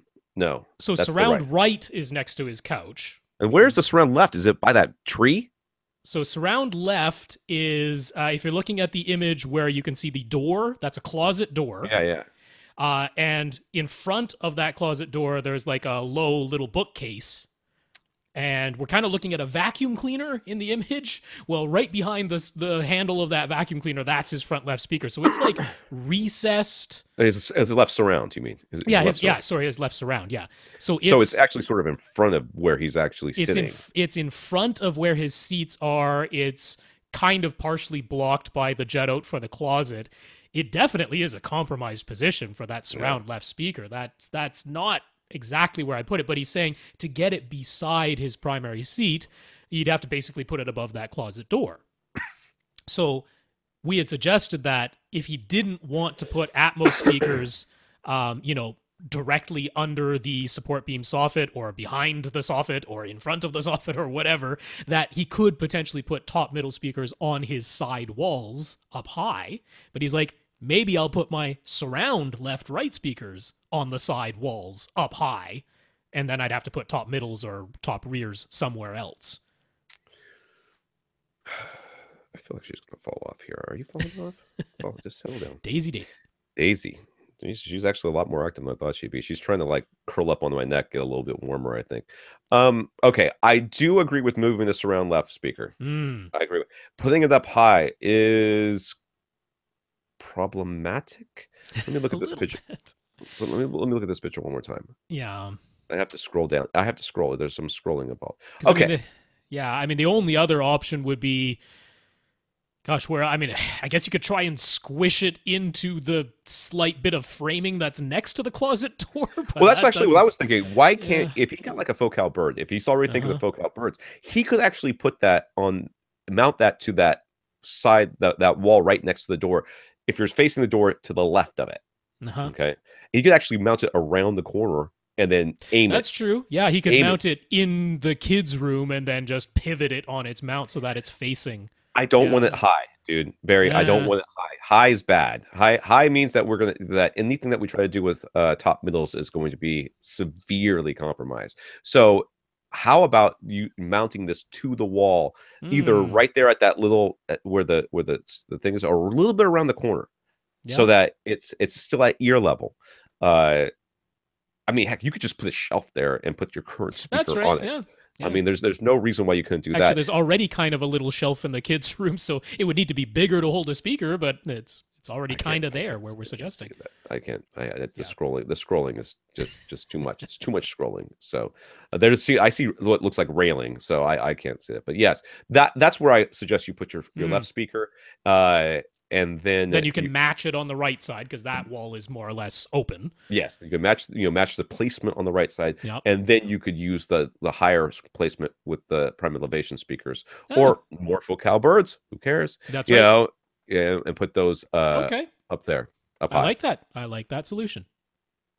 So the soffit covering the pipe is bothering him. Yeah, bothered me too, dude. And yes, his kids have been shooting Nerf bullets into the hole in that soffit. So I was like, is that you asked about that? Like, that Nerf bullet and a Nerf disc? Yes, it is, because there's a hole in that soffit. Right. He measured, and the pipe is only hanging about 4 inches below the ceiling joist, but the soffit was built to match the height of the support beam soffit, just as Rob suspected. So here we go. So could he tear down the pipe soffit? He has an idea in mind to make an acoustic cloud ceiling out of absorptive material. It could cover most of the theater's ceiling, conceal the pipe, and give him somewhat somewhere to install his Atmos overhead speakers. What do we think of that plan? I don't know anything about code. Okay, so Yeah, I don't know if exposed pipe. I don't know if there's a reason why you can or cannot do what you are suggesting. So you must talk to a contractor who knows what they're talking about, because I don't know. It sounds Mhm. great to me. That sounds like a fantastic idea. Like, I would love you just to tear that whole thing down and then put a drop ceiling and have, Yeah. you know what I mean? And just drop ceiling just low enough so that it's below the pipe, and then everything's covered and you could do whatever you want. Yeah, I I would was love. definitely thinking drop ceiling in here because the I don't know only if you having can. You what do know, you I mean? don't know. I don't know if you can just have that pipe up there and not have it in something. You know, I mean, there Oh, may be a reason why it's in something. I mean, And there's there, lots of basements with drop tile ceilings and all of the HVAC and piping and everything. You know, if you remove the ceiling tiles, you can get to them. That's kind of the point of the I drop tile know. ceiling. I'm just saying, ask somebody, dude. That's all Yeah, I'm saying. yeah. That's all Do I'm make saying. sure you're within code. I'm very hesitant on the idea of it just being insulation, basically, like Yeah, no surface of any kind, not a drop tile, not drywall or anything, just insulation. That really gives me pause. I like the Um, idea of just doing a really shallow 4-inch, 5-inch yeah, drop ceiling. yeah, I agree. Covers the pipe, Yeah, and then gives you all the access that you need, and that's then you right. can start running wires through it and everything, man. That'd be Yep, pretty sweet. you could put lighting, extra lighting in there if you Yeah. wanted to. Yeah, you can do a heck of a lot with a drop tile ceiling. So that's my suggestion. Travis, we're chugging along, dude. We're on number We're doing 11. pretty good. We need to because we got a 2 week backlog going on. Travis says, after our explanation, Travis now understands the LFE channel and why he didn't get the 10 dB boost he was expecting from his new PB12 NSD and his 2.1 setup. I have no idea what he's talking about, but okay. That was last episode. Whatever, dude. That was 2 weeks ago. He still wanted louder bass, though, so he ran some bass sweeps and goosed the sub a bit. Now he has louder bass, except at 35 and 50 hertz, where there seems to be nulls, or at least severe dips. Is this something that room correction can help with? No. Not if it's a cancellation, which it certainly sounds like, and That's would what it be sounds like it is. entirely, Yeah. not shocking at all to have cancellations like that. No, because just picture this: whatever's going on right now, the sound waves are bouncing back and forth through the dimensions of your room, and in where you're seated right now, you happen to get places where at 35 hertz and 50 hertz, the sound waves are canceling. So if you made them louder, they're still canceling. That hasn't fixed the problem at your seat. Elsewhere in the room, it might be obscenely loud, but at your seat, they're still canceling. So unfortunately, EQ can't solve this. Yeah. Yeah. Move your sub. But even Move your then, sub, move your seat. move your seat. Those are what you play with the phase knob a little bit.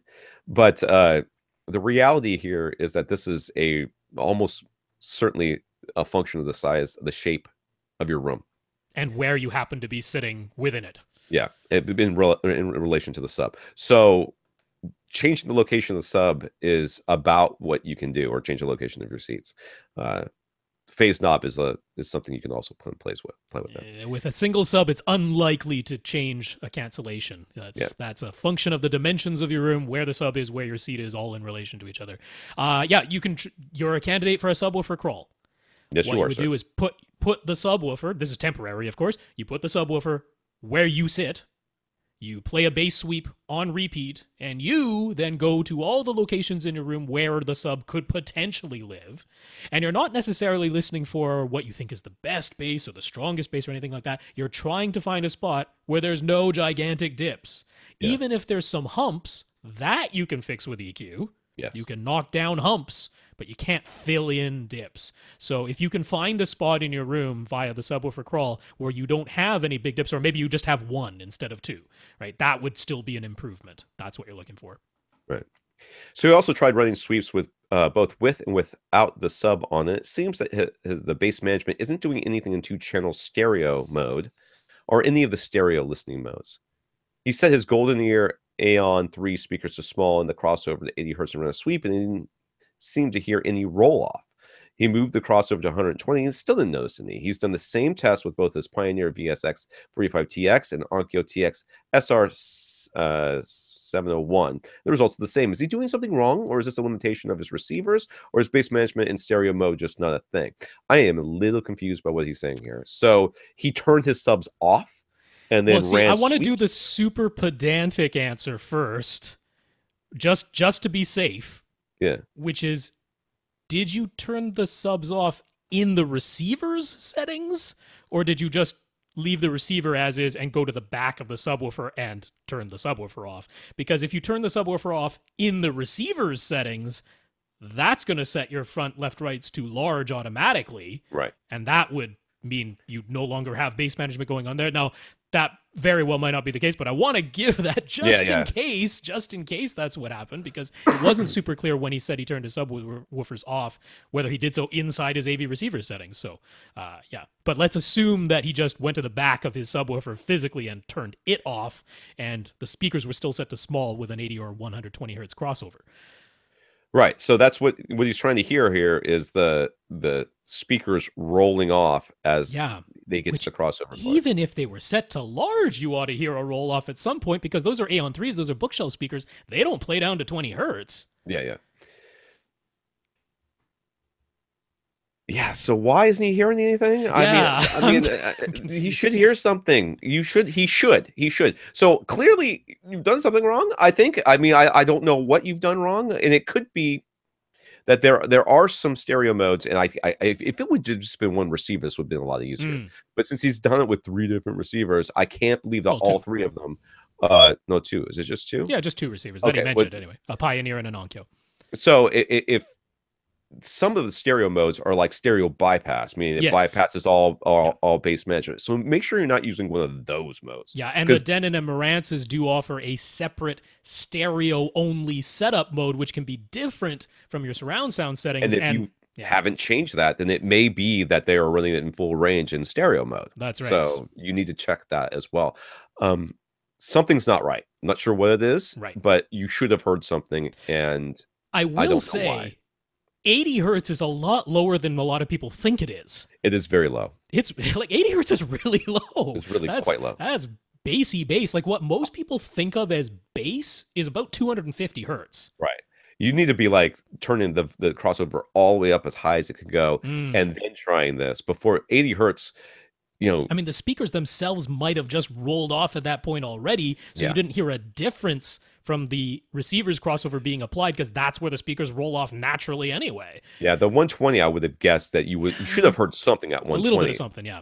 But you go all the way up as high as it'll go, 240 or whatever it is. Try to go all the way up. If you play a sweep that goes all the way down to 20 hertz, there's no way those Golden Ear A-on-3s are playing down to 20 hertz. They're just not. I mean, play the same sweep to your subwoofer, and you're going to be like, oh, there's a heck of a lot more bass going on. It extends a lot further than I thought this bass sweep did. Yeah. I think that's mostly what's going on here, but definitely all the other things that we mentioned, double check those, because this could be a settings error. Right. Jonathan asks, how important is sound really? In the 2013 study, which Floyd Toole referenced in his book Sound Reproduction, both novices and experts were shown recordings of music competitions and asked to identify the winners. Both groups largely got it right when they viewed only video, no audio at all. But if they watched the videos with the audio, or heard only the audio, no video, they got it wrong, with the experts doing even worse than the novices. This is why I love audio. This is why I love audio, because let me tell you something about audio. I say this all the time. People get mad. These people who do the reviews, they are just the same as you. They're no different than you. They can hear no better or worse than you. And sometimes that whole "I'm an expert" expectation bias totally leads them down a different totally. And knowing how much something costs, or being excited because you've never heard a beryllium tweeter before, or this is a new design of speaker or whatever, and then somebody who just goes in there just going, I don't know, a speaker is a speaker, it's a box, right? Well, and it's like like those taste tests where instead of just identifying which one they like better, they try to identify the restaurant that it came from, which is like a totally different mindset. And that happens in listening tests too. It's like, instead of just trying to say which one sounds better, they're like, oh, I can identify which speaker this is or something, right? It's Right. So, I mean, how important is sound? I mean, it sounds pretty important. It's awfully hard to hear music without sound. So, you know, but this is a great example to me of why we all have to be humble in this hobby. Why we all have to take everything that's said with a grain of salt and realize that everybody's opinion is valid. You cannot say definitively that a speaker is a bad speaker, because guess what? In the right room, which is probably the wrong room for audio, but in the right room, that speaker is going to be the best speaker no matter what. You know, it just is. It just is. Everything that's wrong with the speaker is corrected by everything that's wrong with the room. You know, and it just magically comes together in this perfect synergy of awfulness that just turns out something beautiful. It can happen. So be humble about all this and realize that, yeah, hey, when you ask our opinions and we have an opinion, you're like, how come you don't? And how many times have we been asked why we hate Polk so much? We don't hate Polk. We just like other things better. But if you like Polk, you are not a bad person. No. I am perfectly okay with everybody owning Polk speakers. If you're on the Polk forums every day talking about how great Polk is, more power to you. You're supposed to be getting enjoyment out of this. And if you are, and Polk brings you that enjoyment, have at it, buddy. It's just, that's not my bag, but it doesn't have to be. I'm not going to look down on you for it either. This is perfect. This is a perfect example of experts being too full of themselves when they're doing this stuff. It's interesting though, because there's more going on here than even it just seems, because these were real performance competitions. Yeah. Where a winner had been selected, and this is testing, could novices and experts, when viewing a video recording of it, identify who won? Now, what were the conditions of the competition? I'm assuming the judges could also see the performers, that they weren't listening to the performers blind, which means, like, what Floyd Toole is using this study to point out, and what is, I think, very valid, is that visuals override our audio sense. When we have our eyes open and we can see something, we can convince ourselves completely that we heard something that we didn't. That we are very visual creatures, and we weight what we see subconsciously. Much more highly. Yeah. Yeah, far more than what we hear. And even when you're aware of that, you can't stop yourself from doing it or compensate for it. It just doesn't matter. That's like, it's basically how we're wired. So that to me was interesting. It was almost as though what it was really showing was that the people who judged these competitions originally were probably way more swayed by what the people looked like when they were playing their instrument or singing versus how they actually sounded. Right. Therefore, when you remove the audio from it, I mean, it's interesting. Like, maybe if the people who had originally judged the competition had only heard them play and were blindfolded, they would have selected a different winner too. Yeah. That could very well be the case. And maybe it would have been the same. It tells us a lot about the competition itself. More so than it does about the people outside of it. Because maybe when you can't see the pretty face or see the person who's really into their guitar or really into their violin or whatever. Or whatever it was, we don't know. Whatever we don't know what the actual performance was, but whatever it was, when you can't see them performing, maybe someone else actually sounded better. Yeah. But both times when you could see them. Yeah. Is why it's so important when you're doing comparisons to try to do it blind, if you can. Blind meaning you don't know which speaker is playing. You don't know. It would be even better if you didn't even know which speakers could be playing. That's right. You'd be completely blind. Like, listen to these two speakers, which one's is better? I love the ones where they do a blind listening comparison, but there's actually only one speaker. Yeah. And people still swear up and down that they heard differences. Oh yeah. Because of expectation bias. That's right. You were told that there was more than one speaker, therefore you heard more than one speaker. Yep. This is, why it's so hard to take some of these reviews that come out with any measure of credibility. Being able to look at these reviews and read them and go, this person is clearly impressed with how expensive these speakers are. That's what it comes down to. Yeah. You know, this person is clearly impressed with, you know, these sorts of things. And as a reviewer, I always try to keep that out of it. But it's like Rob says, it's impossible. You can't keep it out of it. A lot of times, the way I would do it is I wouldn't know how much something costs. Like I just would forget. I would have no idea. Mm-hmm. And they would send me the speakers. I would do the review, and then I would look up the price after I'd written everything. Yeah. And that was my way of trying to keep the price out of it. But it didn't always work. And I always, in my mind, had a guess as to what I thought, how much I thought these things cost. Now, if I was way off in the wrong direction, I would let you know in my review. I'm like, you know, I spent the entire time thinking these were $500 speakers, and they're $2,000 speakers. Mm-hmm. For $500, they are awesome. For $2,000, not so much. So, not the value of our mouse pads. But I mean, how important is sound? It goes the other way too, right? There's that thing we talked about where, you know, you see the person swing a punch, and when there's no sound, it misses by a mile. And then when you hear the smack effect at the same time, you'll swear up and down that guy got hit. Yeah. So it can go the other direction too. Yeah. Earl has a 2015 Sony XBR 75X940C 4K TV that supports HDR10 but not Dolby Vision. What do we think the probability is for a Dolby Vision firmware update? The TV has the X1 chip, but it's his understanding that only TVs from 16 and 17 with the X1 Extreme chip will get the update. He reached out to Sony for support, but did not receive a definitive answer. And I think the answer is you are screwed, dude. I don't think you're getting one. I mean, unless something changes. It's the everything X1 Extreme we know so far is that you're not getting it. Could you get it in the future? Yes.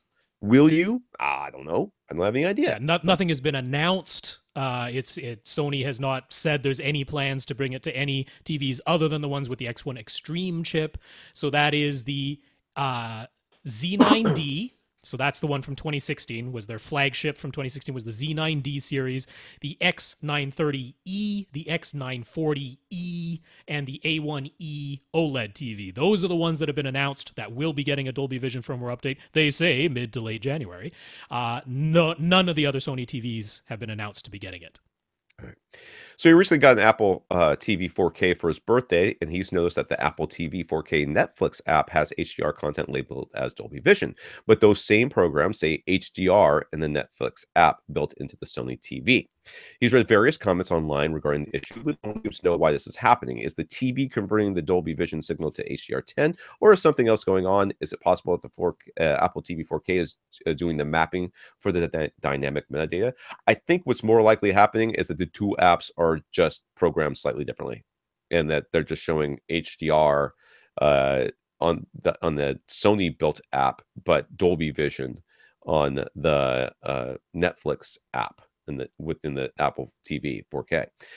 That would be my guess. Rob may be able to tell you for sure, but my guess would be that the Sony app just says HDR10 for HDR for everything, because Dolby Vision is HDR.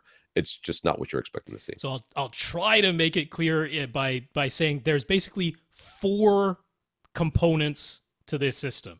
You've got what is the content. So on Netflix's own servers, how is the content stored?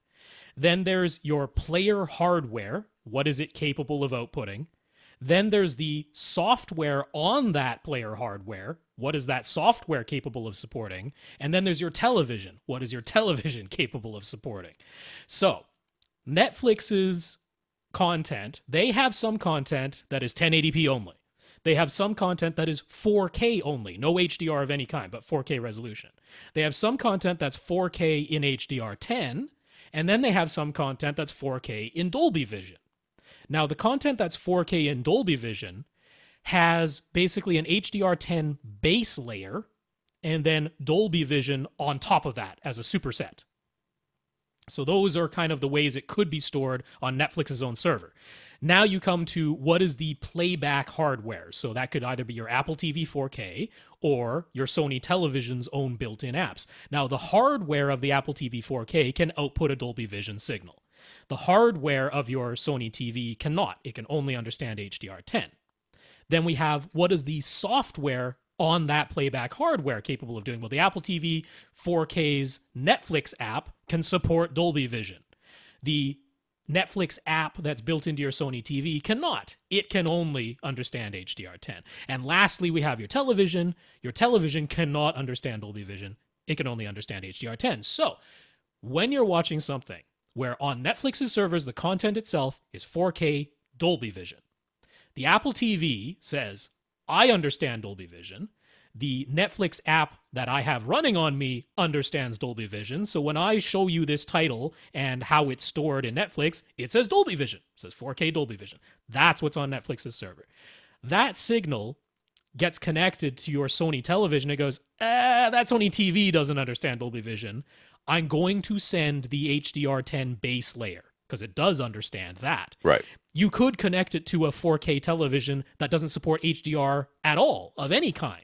And then you will just get 4K resolution, no HDR. Or you could connect it to a 1080p TV and it'll say, well, it doesn't understand 4K or HDR. I'm just sending 1080p.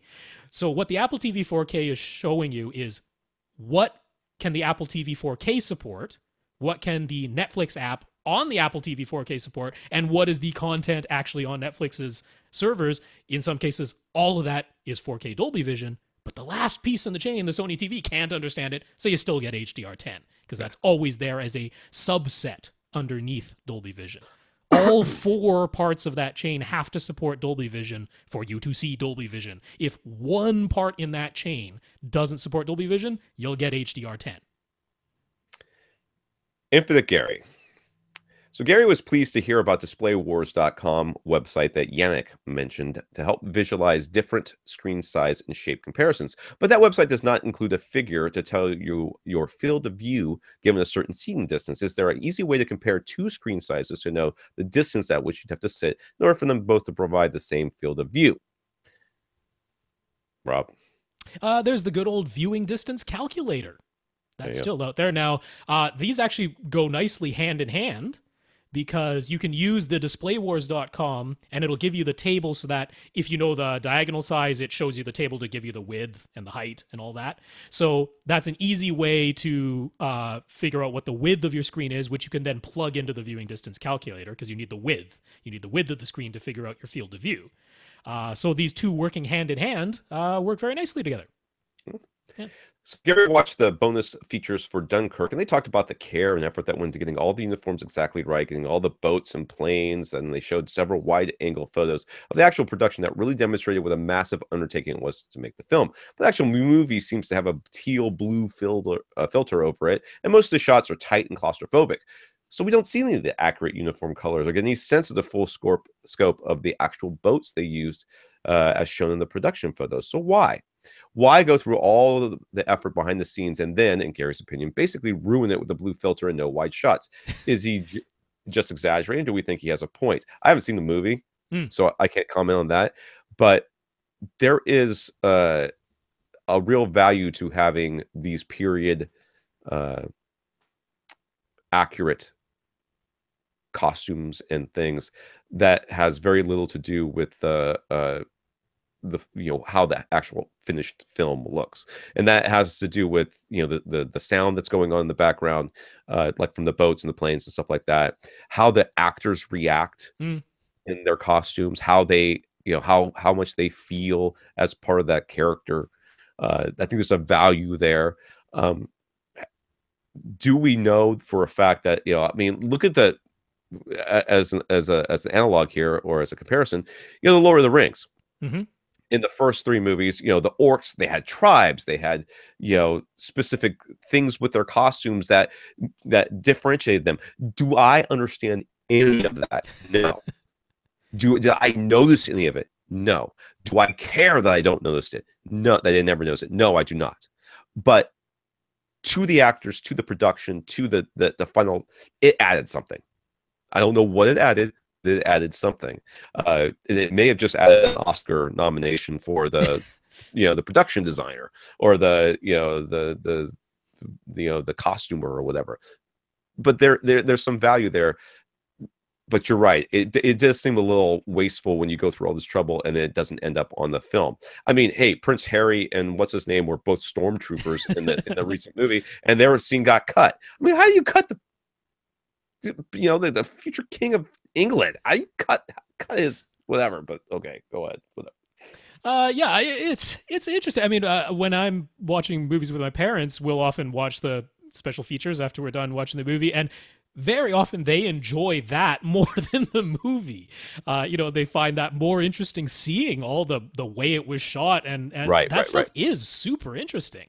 It's almost like if you go through all the special features that come on discs, it's almost like a little mini film school that you could go through right there. Yeah, for sure.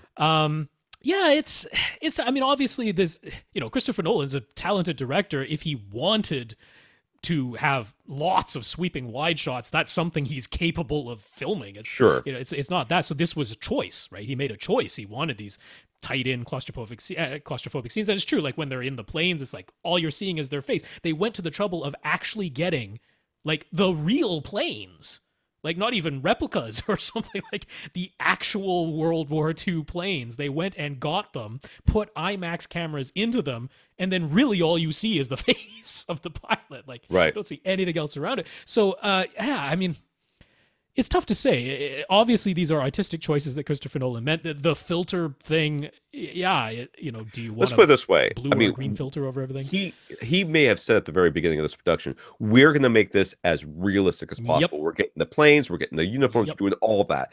And then once he started filming it, his vision for it excluded a lot of that stuff. But had it included those things, they needed to be there for the film.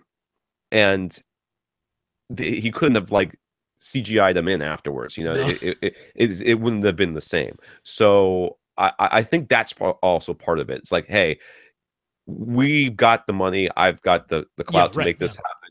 Let's just have it all there, and then we will film it as we'll let that part be something we think about later. Because if we don't have these costumes, if we don't have the planes, if we don't have the boats, then we won't have them. But if we do have them and decide not to use them, well, then that's okay. That's my choice. Yeah, I can't say. I mean, we don't have the version of the movie where it was shot differently. Had a different filter on it, had more wide shots. We don't have that version of the film. Maybe it would have been better, but we don't know. So, I can't disagree with what Gary's saying. I can't completely agree with it either. These were choices that were made. That's really all it comes down to. Yeah. So Gary has some black and white westerns that he'd like to watch. They're in 4:3, and the screen is 2.35:1.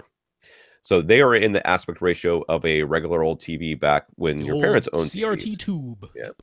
So his projector is natively 16:9, which he just zooms in so that it fills the width of the screen. So what should he do when watching these 4:3 movies? You are going to have some huge black bars. This is what you're going to do. You're going to go to one of your other TVs, watch it in there, because this is going to be massive black bars on the side, on the left and right. Yeah.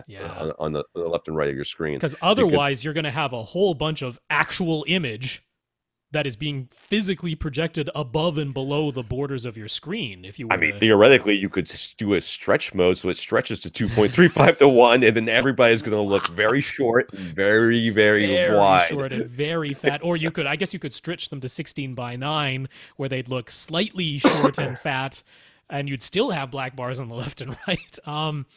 If you were going to watch 4:3 content on a 2.35:1 screen, I mean, in my opinion, you have to see the whole image, so you have to zoom the projector out enough that the full height of the image fits within the height of your screen, which means big old black spaces on the left and right. Yeah. You got to. Otherwise, you're cropping off the top of it. It's going to be a much smaller image, though. But yeah, it's what you got to do. Donald. A friend recently gave Donald a really nice Macintosh MC275 tube amp that had belonged to his father's friend. His friend's father. Sorry. He used his Oppo 105 as a preamp, and he knows what he was hearing was distortion and why we don't like tube amps, but it sounded really nice and so warm through his Mirage bookshelves. Hey. His theater setup is a Marantz 7010 plus a monolith amp for Atmos, PSP speakers, and a pair of SB2000s. He has a turntable, would like to use the Macintosh and Mirage speakers with it, but also use the SB2000 from the main system. Is there any way to do this? Oh, sorry. Okay. There is a moving daisy. The daisy is getting adjusted. I think I moved a little too much. Okay, wait a second. So he wants to add this amp to his system. Yes. but only wants to use it with the turntable. Yeah, he only wants to use the tube amp with the turntable, but he would like to still be able to use his dual subwoofers. That's the tricky part. It's gonna be done. He doesn't want to just put the tube amp in there all the time because it's no, because he doesn't want to have the tube amp powering his front, left, and right, because he wants to use separate speakers for it too. Right? He's got his PSB speakers for his Atmos setup. Then he wants to use his Mirage bookshelf speakers and his dual subwoofers and this tube amp to play with his turntable. But he wants to be able to still use those subs. That's the thing that's tripping him up a little bit. Okay. I mean, I guess he could. What was about that SVS thing? That Emotiva thing we just talked about, the $1,200 analog only thing. Could he use that? Yeah, it's not necessary. Okay. It's way more than you need to, because you could send out a zone 2 signal just for the turntable, right? So turntable, right? Turntable still plugged into your Marantz. Yeah. It's a stereo signal, so that comes out of zone 2, no problem. But what's coming out of zone 2 is full range. So out of the zone 2 pre-outs, you connect a mini DSP 2x4. Okay. Yeah, right? That makes sense. $100 device, so you got your mini DSP 2x4. That lets you set up your crossover. The mini DSP 2x4 feeds the tube amp. Sure. And that signal has now been high pass filtered. That goes to your Mirage bookshelf speakers. Then you have low pass filtered outputs that feed your subs. And similar to the other situation where we had subwoofers being connected to 2 separate things, it's still okay, because you still have your Marantz 7010's subwoofer outputs plugged into one of the inputs on each of your SVS SP2000s, and then the mini DSP's subwoofer outputs feed the other input on your SP2000s. So the SP2000s are getting fed a subwoofer signal from the mini DSP, which is being fed by zone 2. The mini DSP is creating your crossover, and it feeds your tube amp. That'll work. Yeah, so he has to unplug the speakers, though. Nope. Why not? Just has to turn off zone 2. Or turn off the main zone when he's listening to zone 2. Yeah. So you're saying that he's going to have 2 amps hooked up to the same speakers? No, he's got his PSB front, left, right speakers. Those are the main. These are different ones? His Mirage bookshelf speakers are separate. That's only for the turntable. Oh, okay. I missed that. That part. Okay. And plus, you went all robot for a while, so I couldn't hear anything you were saying. But okay, so the PSB speakers are just this home theater stuff. So that's this home is theater, Atmos. Got it. Yeah, that's gonna work. Yeah, sure. Why not? Yep. So it makes use of that zone 2. All that was really missing was he needed a crossover. So the mini DSP does that just fine. Yeah.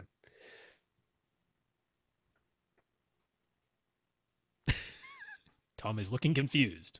Oh, right. Okay, because this is just an amplifier. It's not a. The tube amp is just an amp. I was thinking if he could just plug straight, if he could bypass the home theater receiver altogether, but he can't because he needs a processor. Got it. All right. So he already ran one subwoofer cable to the back of his room for one of his subwoofers. He doesn't really want to run the second cable. So could he take the main zone subwoofer output and the mini DSP subwoofer output for that rear sub and combine them with a Y cable so they both use his existing subwoofer cable run? If not, what's the solution for having to run a second subwoofer cable? So what he's suggesting is using a Y so that he goes out from the mini DSP and out from the receiver into one cable, which then sends it to the back of the room, which he's already using. Yes, he was wondering if he could do that. Don't do that. I don't think that's a good idea. No, that's not a good idea, because that just turned the subwoofer output of both of them also into inputs. As everything is all just connected together. You don't want to do that. You need 2 separate signals being sent to the back of the room. But who says you have to use a physical cable? Yeah, I was going to say, you don't have to.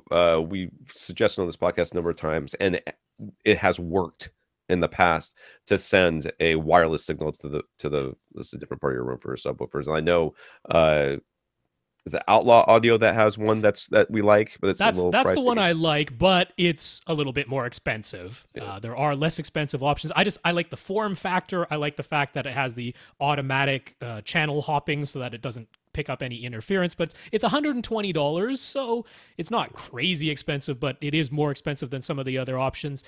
Dayton has one, which SVS actually sells, so SVS has deemed it good enough for them to use, but it's got the little, USB power adapter. And it's got a 3.5 millimeter stereo jack. So they're using adapter cables and a USB power adapter. And it all looks a little bit less slick, but it's less expensive. You can usually find them on Amazon for $65.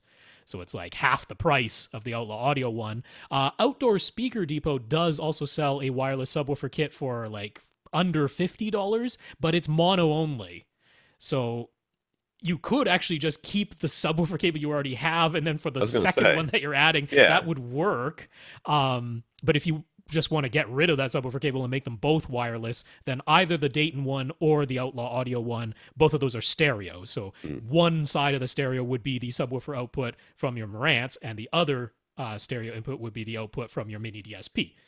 That'll still work. So 3 different options, 3 different price points. Pick your poison. Chris, I can't believe how many questions we've gotten through. I'm going to be honest with you. Well, go all the way up to 24, so we're still not getting them all. That's all right. I'm not worried about that. Chris just bought an Oppo 203 to use with an Epson 6040 UV projector, and he needs some help with what the settings on the Oppo should be to get the best HDR performance. I don't know. So, in all honesty, you can very likely just leave all the Oppo settings on auto. Yeah, I was going to say it's Oppo. I mean, they usually make it pretty easy for you. Yeah, because the 6040 UB, it does support HDR10. It does automatically detect HDR10 signals. So there's really no functional reason why you can't just leave the Oppo on auto. That'll work just fine. There's a couple of things that you could optionally change if you want to. One of them is the Oppo does let you set the color bit depth manually if you want to. If you have a very long HDMI cable and you're noticing any kind of bandwidth related problems, the signal's cutting out, getting sparklies, whatever, normally, so the 6040 UB can accept a 12-bit signal. And so if the Oppo detects that the display can accept a 12-bit signal, it sends a 12-bit signal. It's not necessary. What's on the disc is 10-bit. So you could manually set the Oppo to 10-bit. That'll lower the bandwidth requirement a little bit. The 6040 UB does not have the HDMI bandwidth to accept a 4K 60 frames per second signal. It is limited to 24 or 30. That should be fine set on auto in the Oppo. It'll detect that. It won't send it a 60 hertz signal, but you could manually set it to YCC 422 24 hertz in the Oppo if you want to. You could. That'll work. I'd set it to auto. I'd set it to auto. The last one is you do have the option in the Oppo of using their strip metadata feature. Now, what that does is it preserves the Rec 2020 wide color, but it gets rid of the HDR10 if you want to use the digital cinema picture mode in the 6040 UB, which actually physically puts a color filter into the light path and cuts the light output by about half. But it gets you to 100% of DCI P3 color. So if you want to do that, you could use that strip metadata feature because that'll give you the full DCI P3 wide color, but you really don't have the brightness left for HDR anymore. So you could do that. However, if you just leave the Oppo in HDR mode and let the 6040 switch into HDR mode, it doesn't hit 100% of DCI P3, but it hits about 89, 90%, still wide color. Well, it seems to be good enough for my sons. 89, 90% seems to be good enough for my sons in their grades. So it should be good enough for you too. Largely, the only one you might consider is manually putting it to 10-bit, because that could be a thing. The length of the HDMI cable, it'll help lower the bandwidth.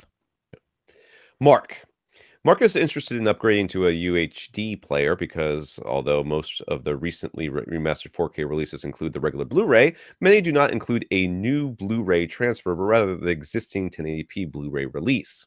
I have read that sentence like 10 times. I still have no idea what that means. They did a new master. They remastered the film for the 4K.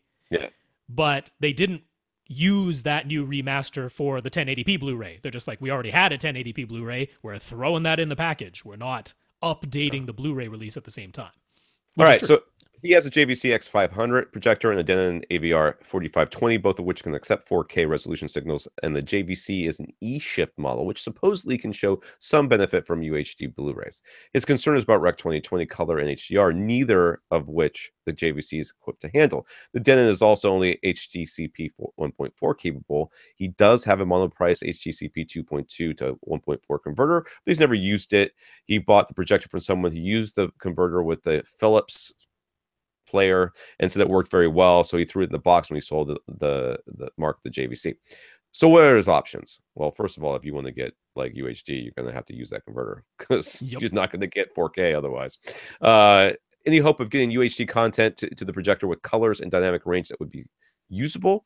With a UHD player, down converting a 4K disc to 1080p still be an improvement over regular Blu-ray. He's not really interested in buying an HD Fury. Yeah, so he can get 4K. Yep. And he can get... But that's it. That's it. He can get 4K resolution, but he can't get wide color. He can't get 10-bit color. He can do 8-bit color only, and he can't get HDR. So this is an early 4K display. For all intents and purposes, that's what this is, an early 4K display. So what, I mean, the benefits you're going to get, let's just say you don't do any of this stuff, that you just plug, you put the UHD thing in there and it sends out a 1080p signal because that's what it knows you can handle. Yeah, that's what it would do without the HDCP converter. It would just send out 1080p. You're going to get the improved sound, and you're going to get whatever goes along with that, and you're going to get whatever differences in the mastering. You're going to get that. Okay, so those are the two things that you're going to get for sure. Now, if you use this converter, which I've never even heard about before, much less used, you would then get also 4K, right? Yes. I mean, he should be able to get 4K. Yeah, he'll get 4K resolution from the disc. I mean, I it should work. I mean, I don't see any reason why this is not a perfectly valid setup. I'm glad that guy threw that thing in the box. Yeah, because now you get 4K. That was very nice. That was included. Otherwise, I probably would have been recommending an HD Fury. This is much less expensive, this monoprice HDCP 2.2 to 1.4 converter. All it does is the HDCP. It doesn't do anything to the signal other than that, but good enough as long as it works. So, yeah, really the only concern here is what's on the Ultra HD Blu-ray discs is by and large HDR10. Some of them have Dolby Vision, but that's on top of an HDR10 base layer. So what's really most concerning is how well does the Ultra HD Blu-ray player down convert HDR to SDR? That's really the concern, because all of them are capable of outputting an 8-bit SDR signal. That's like required. They have to. There's lots of 4K TVs out there that are not HDR and are 8-bit only. So all the players can do it. It's just, do they do a good job of converting that HDR down to SDR? Usually it looks too dim, but the Sony and the Oppo let you adjust it.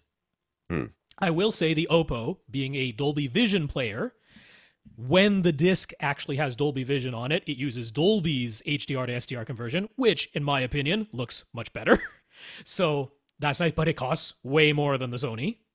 So, yeah, I mean, if you have the money on hand to get the Oppo, it's a great player that actually, like I mentioned when I reviewed it, I think its greatest benefit is when you're connecting it to a non-flagship type of display, because that's where all the benefits come out. Any player can just throw what's on the disc out to your display, and if your display can handle all of that, there's no difference from the Oppo. It's when you need to do down conversion like this that the Oppo really shines. But the Sony can do a similar job. It just can't do the Dolby Vision part of it for a much lower price. So get either of those players. Go ahead and use this HDCP 2.1 to 1.4 converter. You'll get 4K resolution. You'll just get 8-bit color and SDR. Should work. Dave remembers back in the 90s when custom car audio systems were a big thing, and some of the installs had very large capacitors between the battery and the amplifiers. Were they doing the same thing that a power conditioner does in a home AV system? I don't know that much about car audio. I always assumed, and this is an assumption on my part, that this capacitor's whole job was that occasionally there was a large draw of power and you were going to kill your alternator or battery, whatever, trying to meet that all at once. So these capacitors' job was to essentially take that large draw very quickly, and then as the demands were less, they could be filled back up by the alternator and the battery and everything else. Yeah, they're doing the same job as a capacitor's bank does in a big home theater amplifier. Yeah. So it's not a power conditioner. It's what capacitors are there for. They're kind of like you can think of them as like a power buffer, I suppose. Yeah. Yeah, it's exactly what Tom said. When there's a big transient peak and you suddenly need 400 watts right now, your car's alternator can't supply that. So you have this capacitor bank there on hand to do it. Yeah. We are not going to read all this TED stuff. This is way too long. Too much? Is there a shorter question we could sneak in? I'm scrolling. Ryan's out too. Sorry, Ryan. Sorry, Ted. Mike's got pictures, and I'm up to D with him. Yup. Lance is on E. Brandon's is pretty short. Is up to C, but I think his is pretty short. Okay, let's do Brandon. We could maybe do Brandon and Nick. That could we'll see. Brandon. At first, Brandon was using a single subwoofer and he thought it sounded great, but then he tried dual subs because we kept talking about it so much. And now he realizes that 2 subs are so much better. Thank you. Tell my wife I was right about something. Could it be even better than what he's experiencing now? He has limited placement options for the 2 subs, but if he were to measure and adjust, could he potentially improve his bass even more? Where are your subs in your room? Because that's how, I mean, are they in opposing corners? You have a rectangular shaped room. The answer is that it could be better, but it might not be worth it if you've already got a room that's rectangular and you have them optimally placed, because we know that that moving them around is not going to make that much of a difference. So, but if on the other hand, if you have an oddly shaped room, it's entirely possible that there is further improvement to be gleaned. Yeah. It's entirely possible. It's possible. But you have to tell us more about your room, Tim. So what microphone should he get if he decides he wants to pursue this? And would Rumiku Wizard and his laptop plus the mic be enough, or would he need something more? If you go to Cross Spectrum Labs, which we've talked about over and over again in this podcast, and talk to Herb, you will not need an external sound card for your laptop if you get a USB microphone. The UMic 1 is a USB one, though I don't know if Cross Spectrum Labs has those yet. I know he was having supply issues there, but you basically your laptop and a USB powered microphone will be enough. Yep.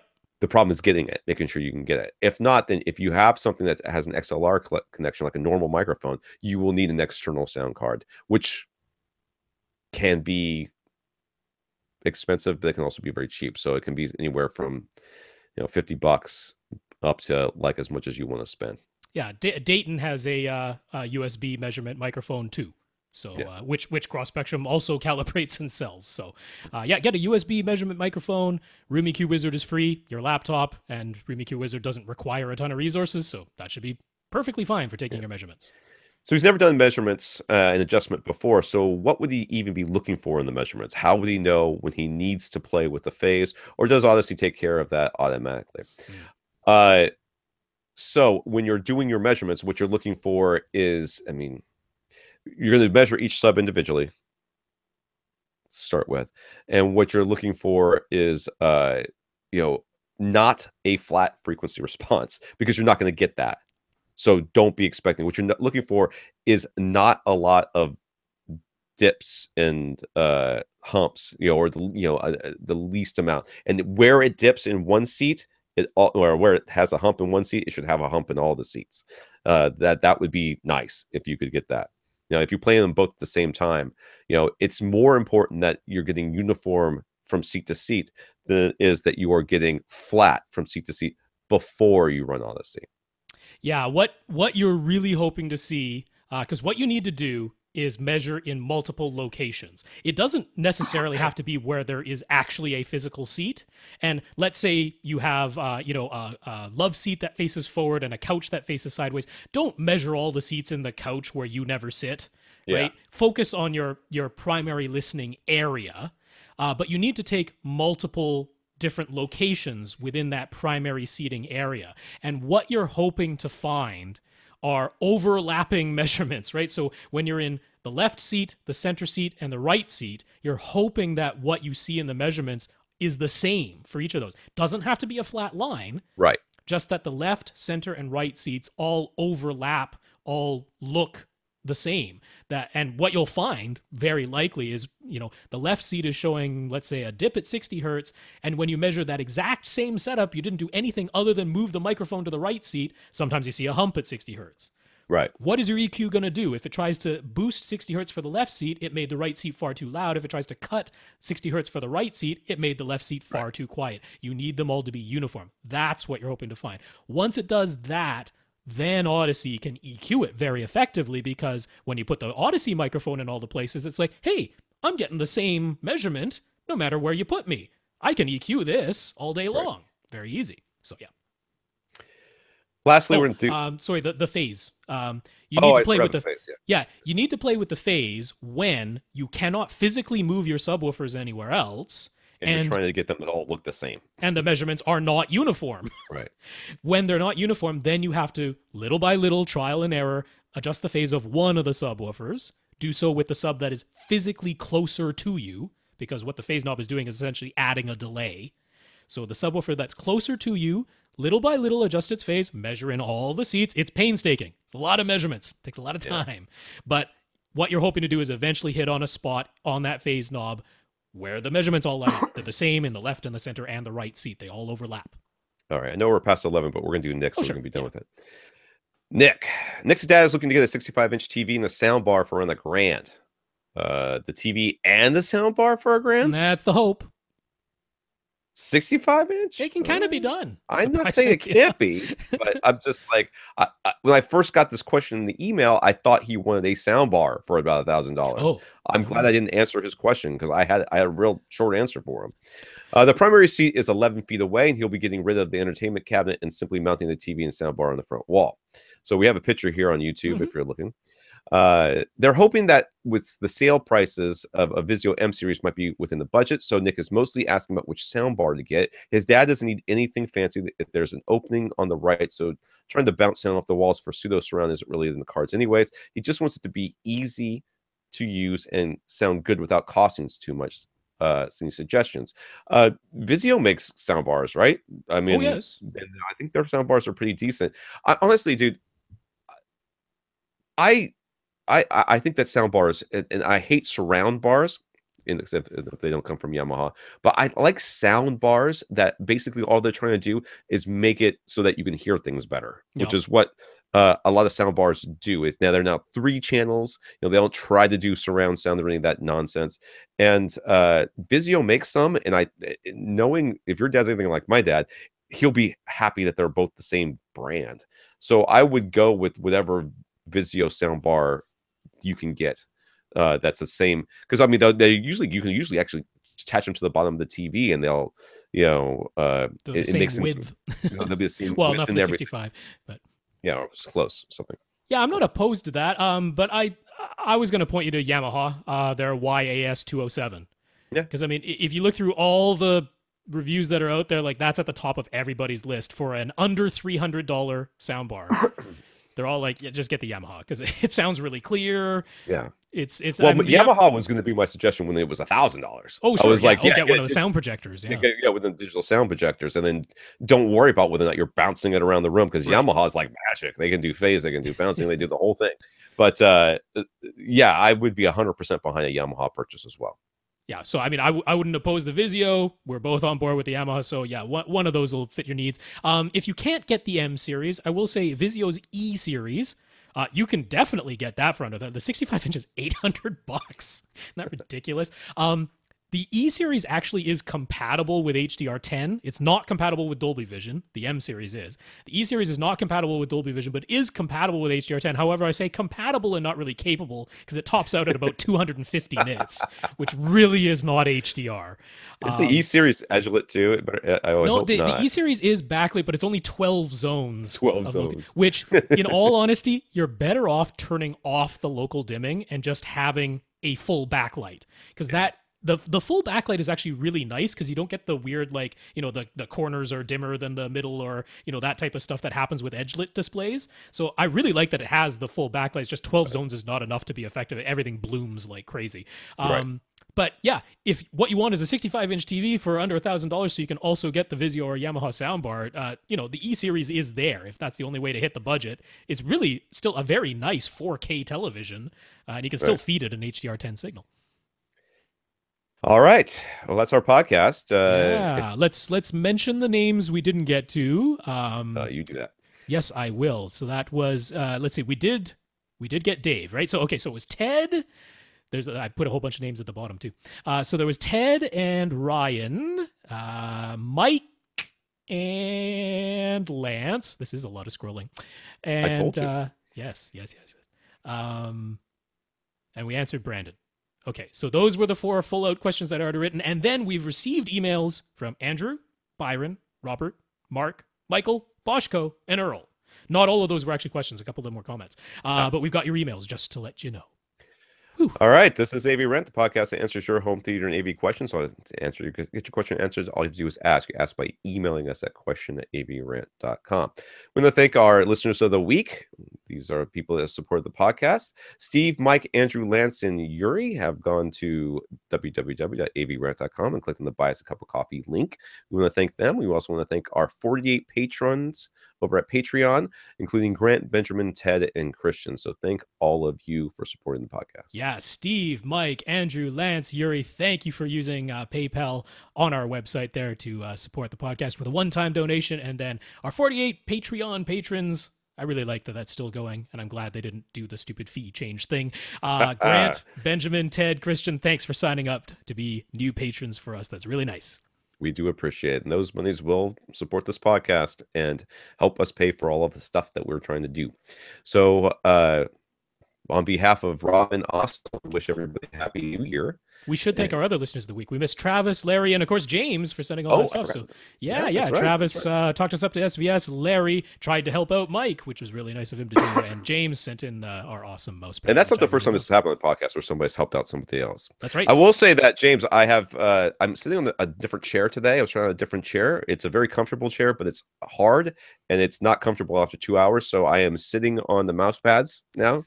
And I can say definitively that I feel that there is a qualitative and quantitative difference to sitting on the one that is the loudspeaker decoupler. I feel like that cheek is it's definitely receiving audible differences. Yeah, it's better isolated.